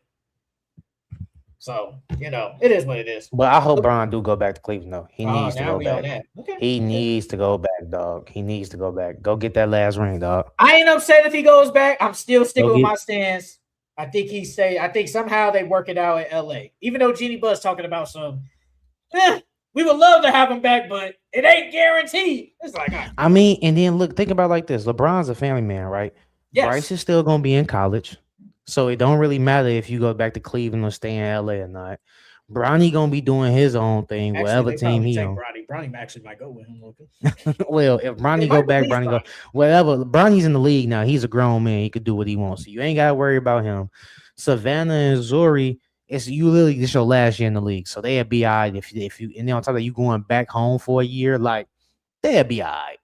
So it's like it ain't really that big of a deal family wise. And then business wise, it's not that big of a deal because you only this your last year in the league, dog. So oh no. I saw that they said Golden State is looking a little he can go to Golden State. He can go to Golden State too. That'd be nice too. Him, Steph, Jimmy. Jimmy, well, injured Jimmy at that whenever he comes back. Draymond, and then see, that's the thing. They got Porzingis and Porzingis Jimmy be a free as agent. they'll probably sign him back. He's supposed to play tonight. Yeah. Supposed to play tonight. How many minutes? I don't know. I don't know. Steph been hurt. They talk about look at MRI. They talk about his knee. They say he felt his knee wasn't like responding enough to play. Well, scrimmage, and now he's not playing. Oh God. It's all bad for Has been a crazy ass year. Like a lot of stars. Warriors? Oh, you just talking about a lot of stars and all stars have been getting injured and have season-ending injuries this year. Sabonis, and it's been the same injuries. Zach. Look at the Kings, bro. The they own here, but I mean, obviously they own it. But man, the Kings, I know, like you had chances to trade them, and you didn't at their highest value too. At their highest value, bro. You didn't do it, bro. Anybody could be a GM in the NBA, bro. You be a GM for the Kings? Yes, I would turn that Kings organization around in 5 years. Give me 5 years, I could turn that organization around. First order of business, you got to trade Sabonis and Zach LaVine this summer. Yes, that's the first thing Zach LaVine at $40 million? I don't know, but we gonna figure something out. We gonna figure something out. Sabonis got more trade value than Zach. Zach is on a 1-year deal too, because he's definitely he got player option. He's definitely accepting that. That's $40 million. He's accepting that. Yeah, and then because he ain't gonna get another big payday. Yeah, they gonna lowball him in his next contract. Well, he's been hurt. And they already talk about he don't play no defense. All he is just a scorer. And then Sabonis, torn meniscus. Bro, the Raptors were gonna trade for a torn meniscus Sabonis. I still would have did it. I would have did it too. I still would have did it. And they didn't want to do it. I think it was because I think they said the holdup was like a first round pick, something like that. I would have gave it to him. I think the Kings wanted an extra first rounder from the Raptors, and the Raptors didn't want to. And now they got traded because what was the initial? Do you remember the initial trade or no? I can look it up real quick. Let me see. RJ Barrett was in there though. I think it was like Jakob, RJ, maybe like a pick or two for Sabonis. Now they being greedy now. You want 2 first ones. Sabonis is 29. So he got at least another 4, 5. He got at least another 4, 5, 6 years left in the league. So I would have did it. Damn, Sabonis low-key young. Jesus, I didn't know. Sabonis looked like he damn near like 32. Yeah. Look like he been in the league for a minute. They showing shit from freaking like 2 years ago. Well, if the trade was RJ, Poto, a first round and some second rounds, and they said no to that because of another first round, they being greedy, dog. You already getting a really good young player, and then you getting Poto, who's a decent player. Yeah, his back is messing up with him, but you basically trading injury big for injury big. And then now I'm giving you a first round and multiple second rounds, and you still don't want to take it. You being greedy, dog. You being greedy. And that's why the Kings are the type of organization that they are now. They're a really bad organization. Yeah, and I think I could be wrong. I think it was definitely Jakob and RJ. But since Jakob had the messed up back, they said you got to add like a first rounder or 2 in there. And I think Sabonis got a torn ass meniscus. He got a fucked up knee. That should even it out. It is, but it's like you're getting the better center, obviously. And I think Jakob is younger. I think he is younger. He's a better player, though. I mean, he's a better player. So I mean, it's a bonus, of course. Oh yeah, that's what I'm saying. But yeah, whatever. We'll move on. All right, we're done with our takeaways. Let's move on. Let's grade. That nigga 30. He older than him. Who? Oh, Jakob? Yeah, Jakob is 30. Well, they're the same age though. And Sabonis is better. All right, let's move on. Let's grade these NBA teams, graded NBA teams up into the All-Star break. All-Star break is really over. Games start tonight. So I did it in order, obviously, from whatever teams in the East to the West. Let's start with the Detroit Pistons.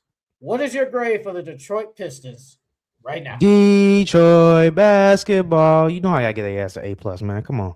We went from last year, I think we were like 5th, 6th seed, and now we're first in the East. They made good moves in the offseason. And then these guys have been winning games without Cade. They've been winning games without Jalen Durant. So altogether, I give them an A+, man. They got the second best record in the league. I got an A+. They right, low-key, if you look at the standings, they right there with OKC. They right there. They called them. They right there, low-key. Damn, they're already best. Pistons A+ easily. Like, no one thought the Pistons was gonna be like this super league great team. Like, they arguably look like a team that can go to the Eastern Conference Finals. Cade doesn't have a second option. We all wanted them to potentially go after a second scoring option at the trade deadline. They didn't do that, and they've been good all year. There's now been one point this year where I was like, I don't know about the Pistons. They've been really good consistently. Defense been stepping up. The offense could be a little bit better, but overall, the team has been really good. Give Cade Cunningham a lot of credit. Jalen Durant, first-time All-Star, a lot of credit. J.B. Bickerstaff, my coach of the year, a lot of credit. They've been really good, and that's why they're first in the Eastern Conference and got the second best record in the entire NBA. They get an A+ easily. Like, if you don't get a Pistons A+, anybody, you're a hater. Like, you're just hating. I need whatever drugs they own. What I was gonna say, hey, so you think if they get bounced, well, of course in the first round, but if they get bounced in like the second round, you think they gonna make some moves? I feel like if they get to the conference finals, they gonna keep the same team. They're not gonna really make no moves. But if they get bounced in the second or the first, they definitely making a move. If they get bounced in the first, yes. If they get bounced in the second, I think I will make a move because at some point we gotta look like yes. Because if you make it to the second round, you're either gonna potentially, hypothetically, go face like say a Raptors, a Cavs team, maybe even a Celtics team or a Knicks team. Like you're gonna face probably one of those four teams in the second round. Eastern Conference, I still probably would make a move because I'm looking at the Eastern Conference. If we say had this player, that could have been the difference. That could have been the difference. So I probably still, now who would that be? Don't know. But I will look like, yes, we might have to make some type of move going into next year so we can get over that hump. Like, I feel like at that point, you can't stay pat. I feel like you just can't. Next team, the Boston Celtics. What grade do you give the Celtics right now? The Celtics, I give the Celtics an A. I'll give them an A because they exceeded expectations. They exceeded everybody's expectations. And then on top of that, they have like the third, fourth best record in the NBA. They're playing really good defense still. Jaylen Brown has been amazing for them. Has been carrying them the entire season. And then on top of that, Joe Mazzulla, he's a great coach. He's doing things like subbing in rookies at the last second to shoot the game tying three to go into OT. So doing things like that, I have to give them an A because, like I said, they exceeded expectations, and no one thought they would be where they at right now. Did you see that little interview? I think Derek White was on somebody's podcast, and he was saying how Joe Mazzulla about how he didn't know what certain players were, like they play styles and stuff like that. No, he was talking about he said, paraphrasing, he said, like, everybody thinks we're going to be bad, but we're really going to be a good team. He told that to Derek White in the offseason. He told him that in the offseason. Like, everybody thinks we're going to be. He's like, everybody thinks we're going to be a bad team, but we're really like going to be good. I don't see how he saw it. I don't see what he saw. He knows his team. He knows his team. Because you didn't have no big, no JT. All you got was three guards basically between Brown, Anthony, and Peyton. How the hell did you see this? You really thought all these bench guys was gonna step up and do this? He believed. I think he believed. I don't think he knew though. Because ain't no way you knew this team was gonna be second in the East. I got it right here. It's a 40-something clip. In July, and he calls me. He's like, "Happy birthday, man!" I'm like, "Appreciate it." And he's like, "Everyone thinks we're gonna suck. I love it." And then he hangs up. So like that was just like I was like aging nicely. Like I can't. I was like, he's like, I can't wait for us to get back out here. I think we could be so good. And so like this is in July. Like so we've had that mindset for a while, and now people are starting to notice. And so it's just up to. Dog, he didn't know they was gonna be number 2, dog. He probably believed that they was gonna at least be a play. He probably thought they was gonna at least be a play in.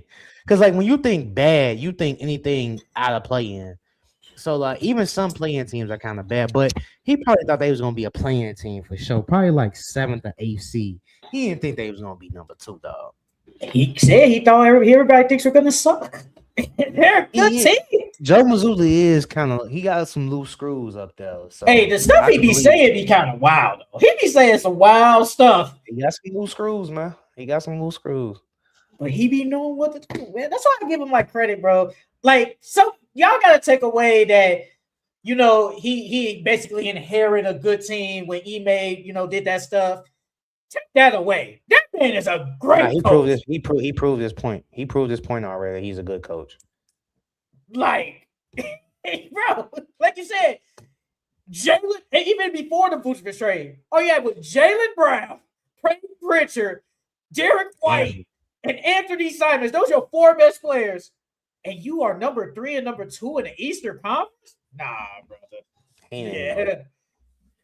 Hey, man. No, I gave Celtics an A++. Because again, no one thought, especially me, I'm gonna say it again, I thought they would be kind of middle of the pack right now. They already have 35 wins. I think their total when we did our over under, I think it was like 41 and a half. Like something like that. They're gonna easily get past that.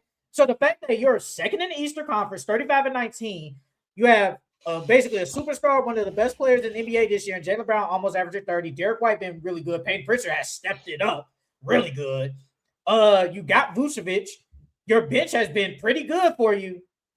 Yes, you deserve an A++. The Celtics look like, you know, a lot of people say like they could potentially go to an Eastern Conference final, even if Jets 10 doesn't come back, because just how good they are, how Joe Mazzulla just coaches them.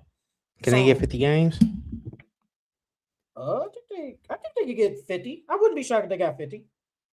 I wouldn't be shocked. Because they got about, what's this? They 20, boom, 50. They about 50, 54 games. So they got about 20-something games left? 28 games left? They got 28 games left. Yeah. So, and they got they need 15. They need to win 15. They could. So 15 out of 28 games. They could get. Is Joe Mazzulla a top 3 coach of the year candidate this year? Yes, hell yeah. Okay. I wouldn't even be mad if they gave him coach of the year. To be honest with you, I did pick. Bro, he been pulling stuff out his anus, bro. Like subbing that rookie in for a 3-pointer. I wouldn't even have thought to do that. Hugo Gonzalez. I would have never thought to do that at the time. He ain't played damn near all game. Or barely played all game. And then you sub me in to take the last second shot. So, and like you said last week, that bench ain't sexy. It's not the sexiest bench either. It ain't the sexiest. Like he out there with Luka Garza, Brian Shireman, Hugo, Ron Harper Jr., Luka Garza. Like Vucevic coming off the bench now, but that bench ain't the sexiest. No. And they've been hooping. So A++ from the Boston Celtics. Next team, the New York Knicks. What is your grade for the Knicks right now? My grade for the Knicks right now, I give them like a solid B+. And that's because they've picked it up of late. But they had a rough start going into the season. And then on top of that, Cat still doesn't know his way or his role on the team. I think if Cat was playing better, And they didn't have to have that players meeting and stuff like that. I probably would have gave them an A, but I'll give them a B. They've been solid. Jalen Brunson has been doing this thing. They've been winning the games that they supposed to. They just haven't looked like the number one team in the East like we thought they were gonna be, and how everybody else thought they were gonna be. But I like the trade deadline moves that they made, so I give them like a B. Look at them now. I'm looking at it. They kind of got, well, if you count the 9.6 as 10, they got 7 people averaging double digits. Who, the Knicks? Yeah. Jalen Brunson 27, Cat 19, Cat, OG Mikal. 16, Mikal 15. Oh, yeah. I don't count Jose Alvarado because it's only been 3 games. Miles McBride with 12, Josh Hart with 12, and Landry Shamet with 9.6, and then Jordan Clarkson with 9. They only got 8 players averaging 10 plus. Damn near. Yeah. It is there. That would not have happened. Nah, it probably would have been like 6 or 7. Nah, probably about 6. I gave the Knicks a B plus because I felt like they haven't really been what we thought, this dominant team in the Eastern Conference. They're still number 3 in the East right now, but like you said earlier, because remember they was like getting beat down by teams. Then they was winning against the real good teams, like against the Nuggets a couple of weeks ago. Like they've been good, but they just haven't been a dominant team that clearly best team in the Eastern Conference, like how a lot of people thought. But they are still a really good team because you do have Jalen Brunson, like you said. Cat hasn't been Cat. Everybody else has been decent, but it's just Cat that hasn't been great. So I give them a B plus because they're still a good team, just not that dominant team like we thought they was. Next team, the Cleveland Cavaliers. What grade do you get the Cavs right now? No cap. If this was before the James Harden thing, I damn near would have gave them like a D or like a C minus.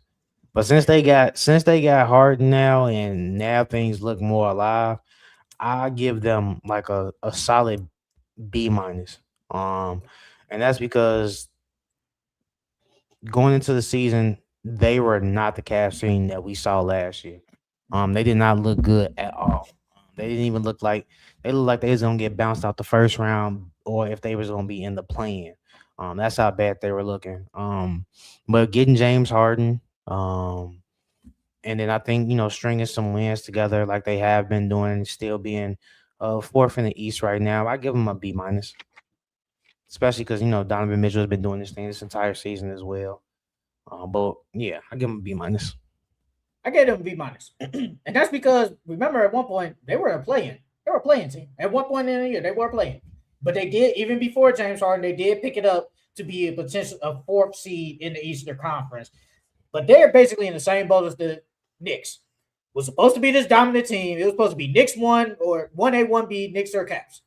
That wasn't them early in the year. They were losing games. Injuries have held them back a little bit. Donovan Mitchell has been great, but everybody else has been in and out the lineup. Now you got James Harden, who has been really good at the 3 games he's played. But even before James Harden, they still are a good team. So I give them a B minus just because they got themselves back up to being one of the best teams in the Eastern Conference at number 4, because their record right now is 34-21. So they definitely took a step up because, like I said, they were a playing team at one point this year. And they could damn near catch the Pistons if they want.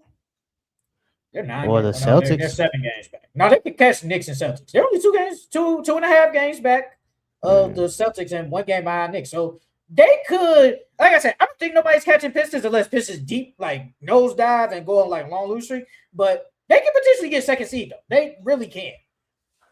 And if they get 2nd seed, that'd be nice. Next team, Toronto Raptors. What grade do you give the Raptors so far? I'm giving the Raptors a solid.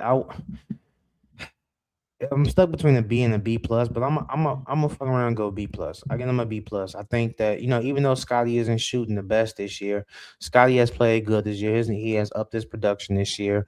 Brandon Ingram has been a good fit with them. Their coach has got them playing really good defense, and that's without Poto as well. So he's bringing out a lot in these other guys and the bench guys so that they can play well, and I feel like that speaks volumes as a coach. And then I'm not even gonna be lying. I don't even think I had the Raptors top 8 in my preseason rankings. So the fact that they're at number 5 and can get a legit playoff spot, I give them a B plus, especially with all the injuries they didn't have this year too. So I gave them an A. They already succeeded their win total from last year. They had 30 wins last year. They already got 32, and they're a 5th seed in the Eastern Conference. I didn't think the Raptors would be like 5th, but I thought they would be better. I definitely thought they would be a good team. I think you had them in your top 8. Top 8. I think you did. No, I know they wasn't no playing team. I don't think they was 9 or 10. I think they was like 7 to 8. I'm looking at power rankings. I had the Raptors. Ooh. I had Raptors at 21. What's that in the East though? Ooh, we going to East. That would be. They're gonna be like 8 in well, East. if you go just East, it'll be 1, 2, 3, 4. That would be 5. So No, you had them no, wait, take it. Wait, no, my bad. That's not it. So that would be. Yeah, hold on, real quick. I got a lot of papers. So that would be 1, 2, 3, 4, 5, 6, 7, 8, 9, 10. That would be 11. That's outplaying. Damn. Man, you had them. I'm going off East team. So from power rankings East, yeah, because I'm looking at now. I didn't think the Pacers. I didn't think they would have injuries. I had Pacers over them. I had Pacers at 19. I had the Raptors at 21. I had Bucks over them. Didn't think Giannis was going to be injured all season. I had the Celtics, even with Tatum not there. I had the Heat, Sixers, Pistons, and then the Hawks, Magic over them. Obviously, then the 2 big teams, Cavs and Knicks. So, but I thought they would be better though. And if we're going by 11, I thought they would be somewhat playing. I did think that. I thought they would just be a better team. And the fact that you're 5th in the Eastern Conference, you have 2 All-Stars this year. Quickly has been really good for them. RJ Barrett been in and out the lineup, but Scotty Barnes is damn near like a defensive player of the year candidate because he's been great defensively for them. Yeah, he has. It's been great. Is Quickly worth that money now? I still don't think he worth 30, but he 30 plus. Hell no, it's not worth 30. No, no. Quickly get paid hella bread. No, but he's been good though. How much does Quickly get paid, bro? Let me see. Roster. Quickly. Where are you at, bro? Quickly's getting paid $32 million a year. God damn. He's not worth 32. He ain't worth 32. He get paid more than RJ. I mean, he been better than RJ this year, but he right up there with Brandon Ingram and Scotty. Both of them getting paid 38. So, but they've been good. Good defensive team. You got 2 bona fide all-stars for the Raptors. Like, I had to give them an A because no one thought the Raptors, especially including me, no one thought the Raptors were going to be 5th seed. No one. You thought at least they could be a play-in team or at least miss outside the play-in. So I had to give the Raptors A because they exceeded a lot of expectations this year. So Raptors get an A from me. Next team, the Philadelphia 76ers. What grade do you give them right now? I give Philly a solid B. And that's because everybody's on the court. Well, besides Paul George. Everybody's on the court. Joel is healthy. Tyrese Maxey has played really well this season. VJ has played well. And then, the other guys have played well too, as far as Kelly and guys off the bench. So I give them a solid B, especially since they went from, what was they? I think they were damn near last year. I think they was like second or third from the bottom last year. So now they're they're a playoff team.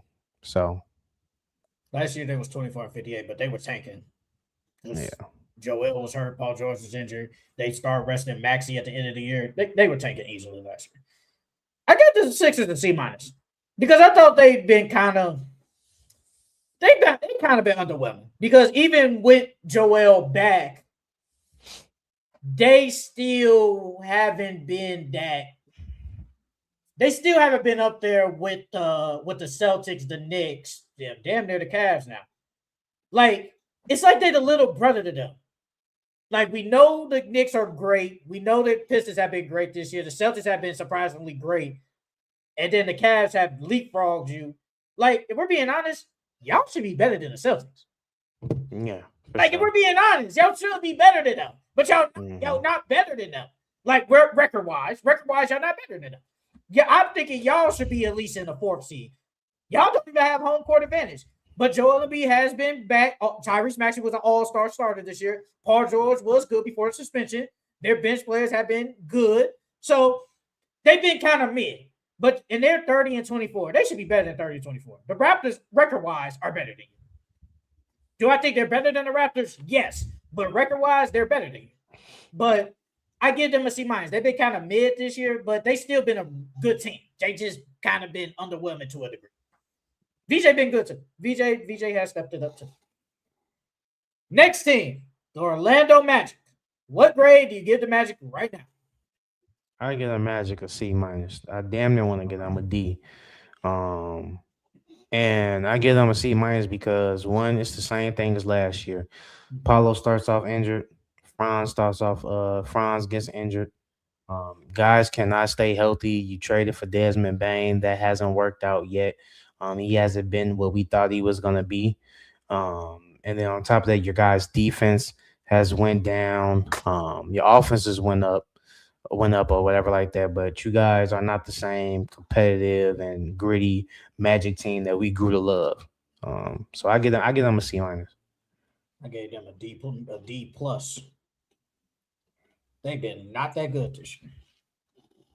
Brother, the Magic is one of my ride or dies. They playing again. Bro, what they did this offseason, they were supposed to be a top 4 team in the Eastern Conference. Yes. Easily, top 4. Easily. You're a playing team. You're 28-25. And then you saw Franz is injured again. They said his ankle was still sore. Now he's going to be reevaluated in 3 more weeks. Now what do you do? They've been so underwhelming this year. You said it. Defense hasn't been what defense was supposed to be their calling card. The defense has been mid. The offense has gotten better, but your defense ain't been that good. Desmond Bane, I feel like for his role on the team, I think he's been decent. Paulo, Kendrick Perkins said Paulo Banchero is the most disappointing player in the NBA right now. No, he's not lying. He's not lying. Who's been more disappointing than Paulo? Ooh, off the top of my head, disappointing. Yeah, just off the top of your head. Ooh. You can't think of nobody for Does Cat got an argument? I don't think that's on Cat, though. I think that's on Mike Brown. Okay, then. Ooh, who's disappointing? Ooh, off the top of my head.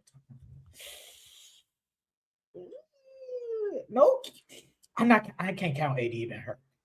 No Keto? He not wrong. Does Bam have an argument?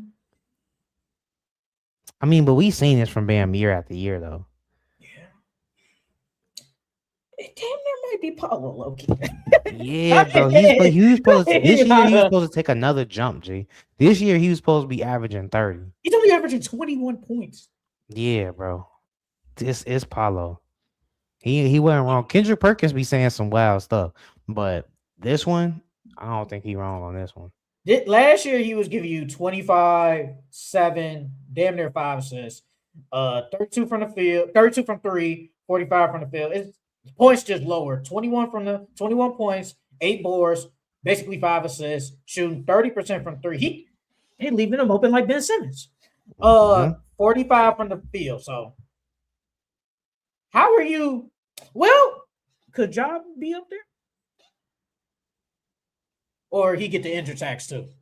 Yeah, he get the injury tag. Because Paulo has played 43 games. So Loki might be, bless you. Might be right. Paulo the most disappointed. What you say they call him? PB No J? That's crazy. Yeah, PB No J, bro. They call that man PB No J. Magic been disappointment, man. Like they supposed to be better than this, and I had to give him a D plus. I didn't even think about giving them a C. Like y'all really not mid, but I feel like for y'all standards, y'all kind of been bad. So I give Magic a D plus. Next thing, the Miami Heat. What grade do you give them so far? I give the Miami Heat a C. I think with the injuries of Tyler Hero, and then the drama surrounding Terry Rozier. These guys, and then Bam being in and out and not playing that well. These guys have still found a way to at least fight for that 6 seed. And I think that, with the addition of Norman Powell, that was a really good addition by Pat Riley, but not making no moves and, starting off slow. And then with the injuries that they've had, I give them a C. Tyler Hero's only played 11 games. Khalil Ware has played 52. Khalil Ware. Can I say he's not more disappointed than Paulo, but can I say he's disappointed, or is it just because Eric Spoelstra just on that with him? I think it's a little bit of both, because we definitely had high expectations for Khalil Ware coming into the season. Low-key, though, he's giving you 11 and 9. And that's on spot minutes. Basically. But the short minutes is kind of crazy. Like, I think he's worth more than I think he should at least play 20. There are times I've seen him play 13, 11. It's like, come on. I think it's because I don't know if he's missing defensive coverages, and then it's one of the things where Spoelstra probably has a short patience with him. I'm just speculating at this point, but it could be some of the things where like he's missing some of his defensive assignments or defensive responsibilities, and then you come down on the offensive end and chuck up a 3 and then miss. You know what I mean? So it's like, yeah, I got a short leash with you. Whereas if you were doing what you were supposed to do on defense, and then you come down and say you shoot a 3 and air ball or something like that, I'm more reluctant to keep you in, because at least you're doing your job defensively. That's the only thing I can think of why he hasn't been playing that much, because he hasn't been doing what he's supposed to defensively. So this last couple of game minutes wise, 28, 14, 30, 10, 18, 18. I think this 3 minutes game he got hurt. 12 minutes, 7. I don't know if he got hurt. He might have got hurt that game. 18, 16, 9, 18, 16, 17, 28, 25, 29, and 27. It feel like he only played when it's blowouts.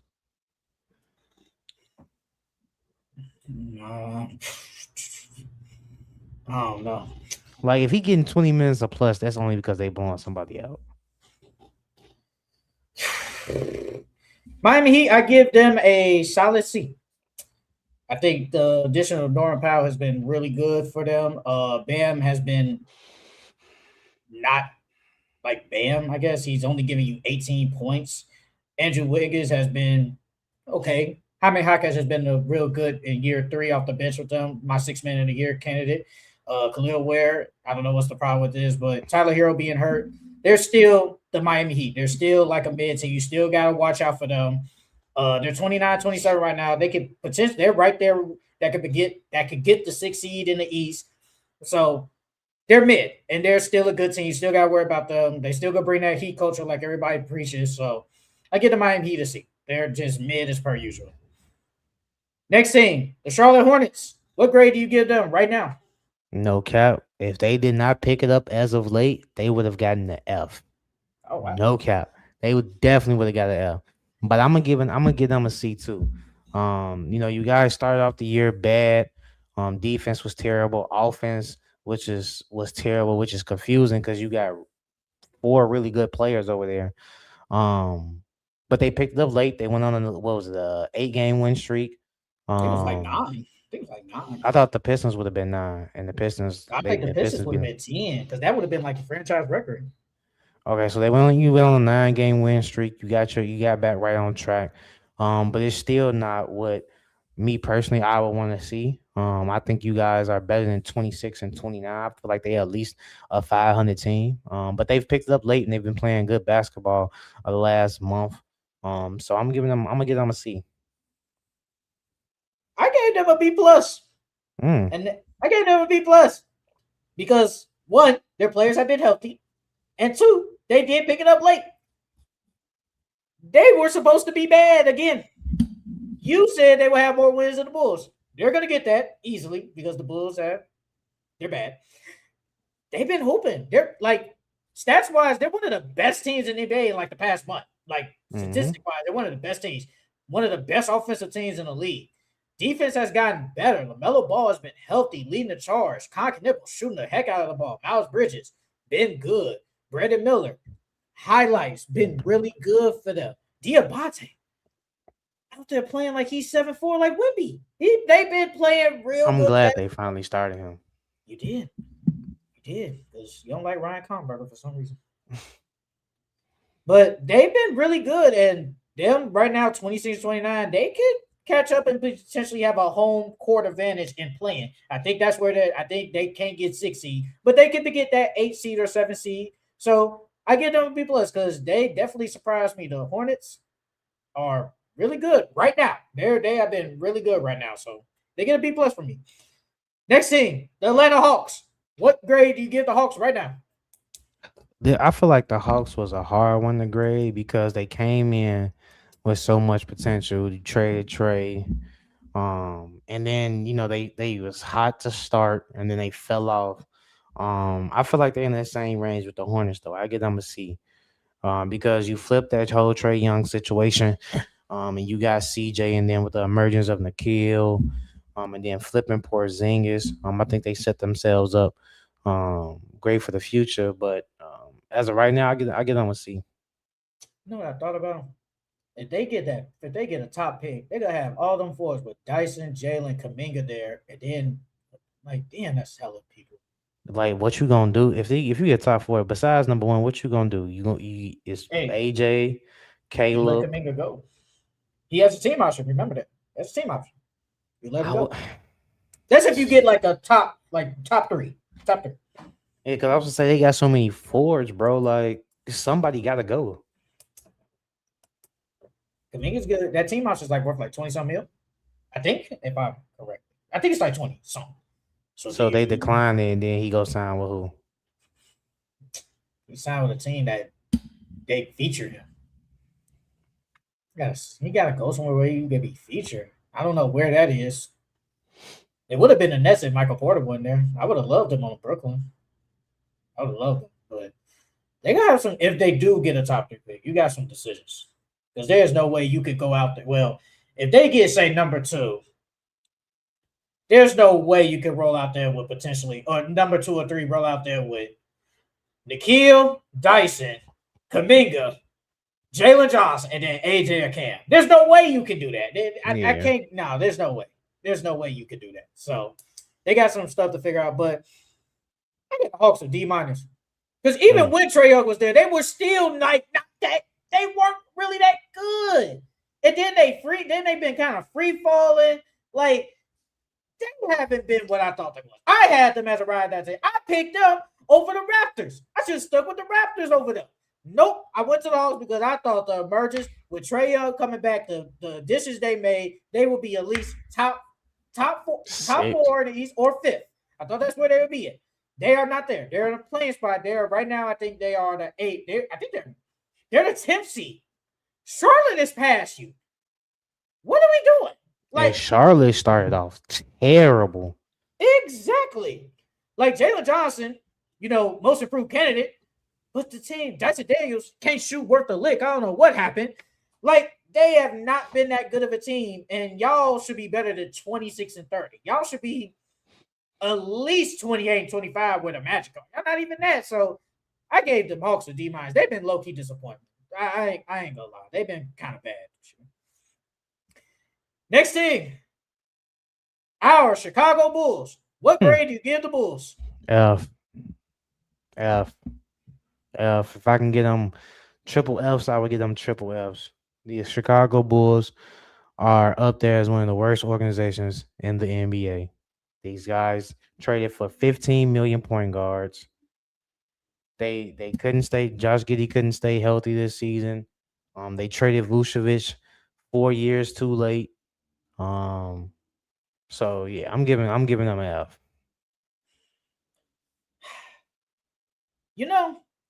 I gave them a D. I think I gave them an F last year too. You probably did. Wouldn't you? I gave them a D. The only reason I gave them a D because I don't think they came into the year being super bad though. No, they didn't. They started off the year good. Remember, they was first in the conference. We ain't gonna act like that didn't happen. For a week. That was it. I think it was for a couple of weeks. I ain't gonna do that.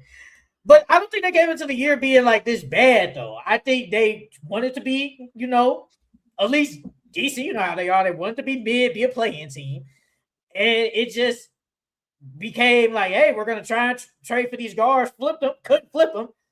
Now we're stuck with 80 million point guards, like you said. No big man. Our big man is Jalen Smith, who's been pretty decent for the Bulls, and Nick Richards. So they've been bad, real bad recently, and I feel it looks like how they've been playing, they might not never win a game for the rest of the year. I think they might. I wouldn't be surprised. I think as a Bulls fan, you want that, though. You want them to keep losing forever, so you'll pick. Because right now, if you're a Bulls fan, what do I get out of being? Well, according to you, you said, like, you know, this draft is that. So even if you get lower, it could be a guy. But it's like, yeah. As a Bulls fan, aren't you tired of being 10, 11, 12-ish? Trying to get top 3. So, you know. But if I'm the Bulls, I wouldn't even go get if I get a top 3 pick, if I'm 1 or 2, that's cool because you can either go Darryn or AJ. But I really won't want AJ if I'm the Bulls. But I'm not picking Cam at 3 if I'm the Bulls. You already got Montez. Man, bring the Bulls back to Chicago, brother. Stop. No, I didn't even like it when they signed them. Man, we not gonna act like Carlos Boozer wasn't decent though. Man, be for real. So we gonna do that? Be for real, bro. No. Be for real. He was getting subbed out for fucking Taj Gibson was more Taj Gibson, yes, G. More defensive player than exactly. That's why I didn't want. He didn't play no lick of D, and then it was like when Boozer had a wide open mid range, he would miss that motherfucker. I don't even know how he averaged damn near 18 points. He was good. I don't even know how he did that. Every time, bro, I watched the Bulls game religiously when he was there, bro. He would always miss wide open shots. He was playing no D. The best thing Carlos Boozer did for the Bulls was spray paint his hair and give us a phony ass hairline. That's the best thing he did for us. Other than that, he didn't do shit. Taj Gibson played better than he did when he got in. I'm not gonna let you do that. Bro, Boozer was ass. Boozer was ass, bro. He was not ass, bro. I'm not Man, numbers don't tell everything, bro. That nigga was ass. They was force feeding that nigga the ball. That's how he got 16 points. He was 17-9 first year, 15-8 second year, 16-9 the third year. Then his last year with Chicago, I can say I don't think he was bad, but he wasn't great. He gave you 13-8. What he shoot from the field? He shot 50 from the field first year, 53 second year, then 47, then 45. He was good. I didn't say he was great, but he was good though. I gotta do that. He was supposed to take us. He was supposed to help us get over the hill, over that hill, and he ain't do shit. We went to the conference finals, and that man didn't show up. Look who we doing against. We're up against freaking Big 3 in Miami. I ain't gonna let you do that, brother. I ain't gonna let you do that. You know Pau Gasol played better with us than fucking Carlos Boozer. I that's what I was gonna ask. I agree with that. But I'm not gonna act like Boozer wasn't good though. Man, Boozer was butt. He was butt. Hold on, wait a minute. Let me see something. Hold on.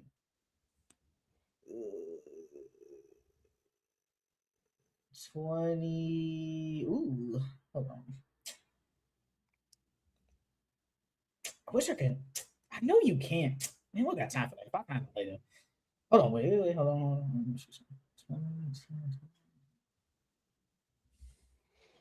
What did he do? Hold on. Also, yeah, just come on, because we still got the pick'ems, and then we got another. No, we got pick'ems. We did it last week. Oh. Remember, it was week. But yeah. I only got like 15 minutes. Oh, yeah, we good. We go straight through. Don't sleep on Boozer, though. Next team, Milwaukee Bucks. What grade do you give them? F. I get them. Well, no. I get them a D. And I get them a D because Ryan House has been playing good. Kevin Porter has been playing good. And they tried to at least appease Giannis. But I get them a D because they didn't do the right thing by trading Giannis and blowing all this up to rebuild and set themselves up for the future. I feel like, you trying to sit here and please Giannis, yeah, you did little things like getting Miles Turner, re-signing Gary Trent and things of that nature, but that really wasn't it. So I get them a D. I get the Bucks a D-. because coming into the year, that roster wasn't good. You kept Giannis, should have been traded him last summer. And Ryan Hollis has been good. Kevin Porter Jr. has been decent when he plays. Bobby Porter's been there, but outside of that, the team hasn't been good. They're not a title. They wasn't a good title contender. There wasn't even an Eastern Conference like top 4 or 6 team in the East. Like they've been a bad team. And even when Giannis there, it's just not enough. And y'all didn't help surround him with the necessary pieces. Yeah, you tried it with Dame last year and all that, but it just didn't work. But the team it just wasn't good, and they're not a good team now. They're not even gonna make the playoffs probably. So I give the Milwaukee Bucks a D-. Like y'all not a good team. Next team, Brooklyn Nets. What grade do you give them right now? I'm only giving them this grade because of MPJ. I'm giving them a D. If it wasn't for MPJ, they would be an F. And that's because one, they drafted all these PGs, they had all these draft picks, and none of them have panned out right now. None of them have been playing good so far this season at all. Igor has been playing okay, but he didn't even make the Rising Stars game. No, he did make the Rising Stars game. He did. I'll take that back. But he hasn't even been playing really that good. The only bright spot on the Nets was MPJ, bro. That's legit it. So I give them a D because of MPJ. Danny Wolf ain't giving you 10. Ain't none of these guys. I give them a D because of MPJ hoops. MPJ has kept them somewhat relevant. I like watching Michael Porter Jr. chuck up 25 points per game, 7 boards, and 3 assists. Nick Claxton hasn't been playing 2K for real. He's playing 2K for real in real life. Nick Claxton leading the team with 4 assists per game. That's terrible. Hey man, they don't got no guy. But outside of that, Cam Thomas didn't work out. They still been a bad team, but I mean, are they better? I don't know. They're 15-38. They're still a bad team. They're taking this per usual, but I get the Nets a D. Like they haven't been a good team, but I don't think they're F. So Brooklyn Nets D. Next team, Indiana Pacers. Indiana Pacers. What grade do you give them right now? I give the Pacers a D. And I give the Pacers a D because they've been scrapping all season. I knew they was gonna come into this season being scrappy and fighting for each game. But I'm giving them a D because they can't string anything together. I mean, granted, Tyrese is injured, your best player is injured.